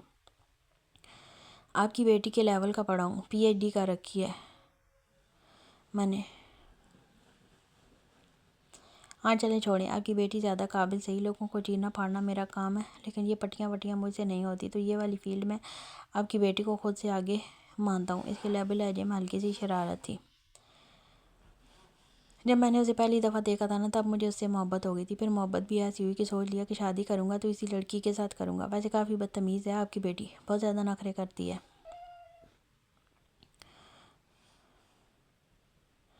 باقی اگر زبردستی نکاح کرنے کی بات ہے تو آپ ہی بتائیں، اگر میں زبردستی نہیں کرتا تو کیا وہ آسانی سے مجھ سے شادی کے لیے راضی ہوتی؟ نہیں نا، کبھی نہیں۔ جانتا ہوں وہ کبھی مجھ سے شادی نہیں کرتی، تو آپ ہی بتائیں میں اور کیا کر سکتا تھا؟ ویسے وہ کسی کتاب میں لکھا ہے نا، محبت اور جنگ میں سب جائز ہے۔ جنگ تو مجھے آپ کی بیٹی ساری زندگی لڑنی ہے، لیکن اس سے پہلے محبت کی ہے تو محبت ہی نبھاؤں گا نا۔ اور پھر میں نے اس فارمولے کے تحت وہی کیا جو میرے دل نے کہا، اور اب میں وہ کروں گا جو میرا دل چاہے گا۔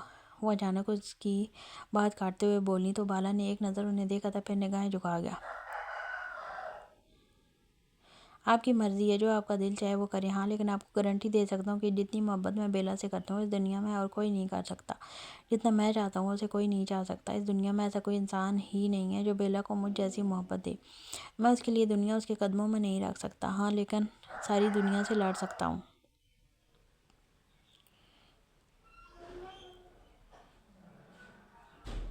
میں اس کے لیے آسمان سے چاند ستارے توڑ کر نہیں لا سکتا، ہاں لیکن خوشیوں سے اس کا دامن بھر سکتا ہوں۔ مجھے بیلا سے محبت ہے اور میری محبت مجھے سب سے پہلے اس کی عزت کرنا سکھاتی ہے۔ اگر آپ اس شادی کے لیے راضی نہیں ہیں تو میں کوئی زبردستی نہیں کروں گا، ہاں لیکن میں اسے کبھی چھوڑوں گا بھی نہیں، کیونکہ محبتوں کو چھوڑ دینا ہمارے قبیلے کا رواج نہیں ہے۔ مجھے بیلا چاہیے، ہر قیمت پر چاہیے، لیکن بیلا کے ساتھ ساتھ مجھے آپ کی طرف سے تھوڑا سا ممتا کا سایہ چاہیے۔ آپ کا وہ بیٹا ہے نا، اسے بڑا غرور ہے کہ اس کے پاس ماں ہے۔ مجھے یہ غرور چاہیے۔ وہ ان کی گود میں سر رکھتے ہوئے بولا تو پہلے تو وہ حیران ہوئی تھی، اور پھر اس کا یہ معصوم سا انداز انہیں اچھا بھی لگ رہا تھا۔ جب دروازے پر ہلکی سی دستک ہوئی، لگتا ہے بیلا آ گئی۔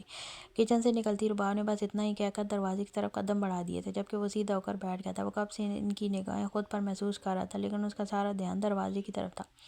لگتا ہے سردارنی کا کھانا ہضم نہیں، نیبو پانی بنا دوں۔ سردار اپنے 2-3 کام نپٹا کر واپس آئے تو جمرو کو ایک پتھر پر حیرت سے بیٹھے دیکھا تھا۔ اس نے جمرو کی نظروں کے تعاقب میں دیکھا تو دعاؤں سے تیز قبیلے میں گھومتی نظر آ رہی تھی۔ وہ حیران ہوتا جمرو کے کندھے پر ہاتھ رکھنے لگا تھا جب جمرو نے عجیب و غریب بات کی تھی۔ اس نے گور کر جمرو کو دیکھا تھا۔ دیکھو نا کیسے چلے جا رہی ہے۔ اسے دیکھ کر مجھے میرے پیروں میں درد محسوس ہونے لگا۔ یہ تو تھک ہی نہیں رہی۔ جمرو کافی زیادہ پریشان تھا، جبکہ اس کے اس طرح تیز گھومنے پر پریشان تو سردار بھی ہو گیا تھا۔ جمرو کو اس کے حال پر چھوڑتے ہوئے اس کے پاس آتا جاتا، اس کا بازو تھام کر اسے روکا تھا۔ کہیں پر واکنگ کمپٹیشن ہو رہا ہے جس کی پریکٹس کر رہی ہو، تم کب سے چلے جا رہی ہو، تم تھک جاؤ گی۔ اس طرح سجن تھے۔ آرام سے بیٹھو، کیا ہوا ہے بتاؤ مجھے۔ وہ اسے وہیں چارپائی پر بٹھاتے ہوئے پوچھنے لگا تھا۔ نہیں کوئی کمپٹیشن نہیں ہو رہا، ورنہ میں ویٹ کر رہی ہوں بالا بھیا کے واپس آنے کا۔ پتہ نہیں وہاں کیا ہوگا، آنٹی نے کیا بولا ہوگا، کہیں وہ آنٹی کھڑوس ٹائپ ہوئی تو انہیں تو بالا بھیا پسند ہی نہیں آئیں گے، اور اگر انہیں بالا بھیا پسند نہیں آئے تو پھر شادی نہیں ہوگی نا، ساری کی ساری تیاری دری کی دری رہ جائے گی۔ مجھے بہت ٹینشن ہو رہی ہے ڈاکو جی۔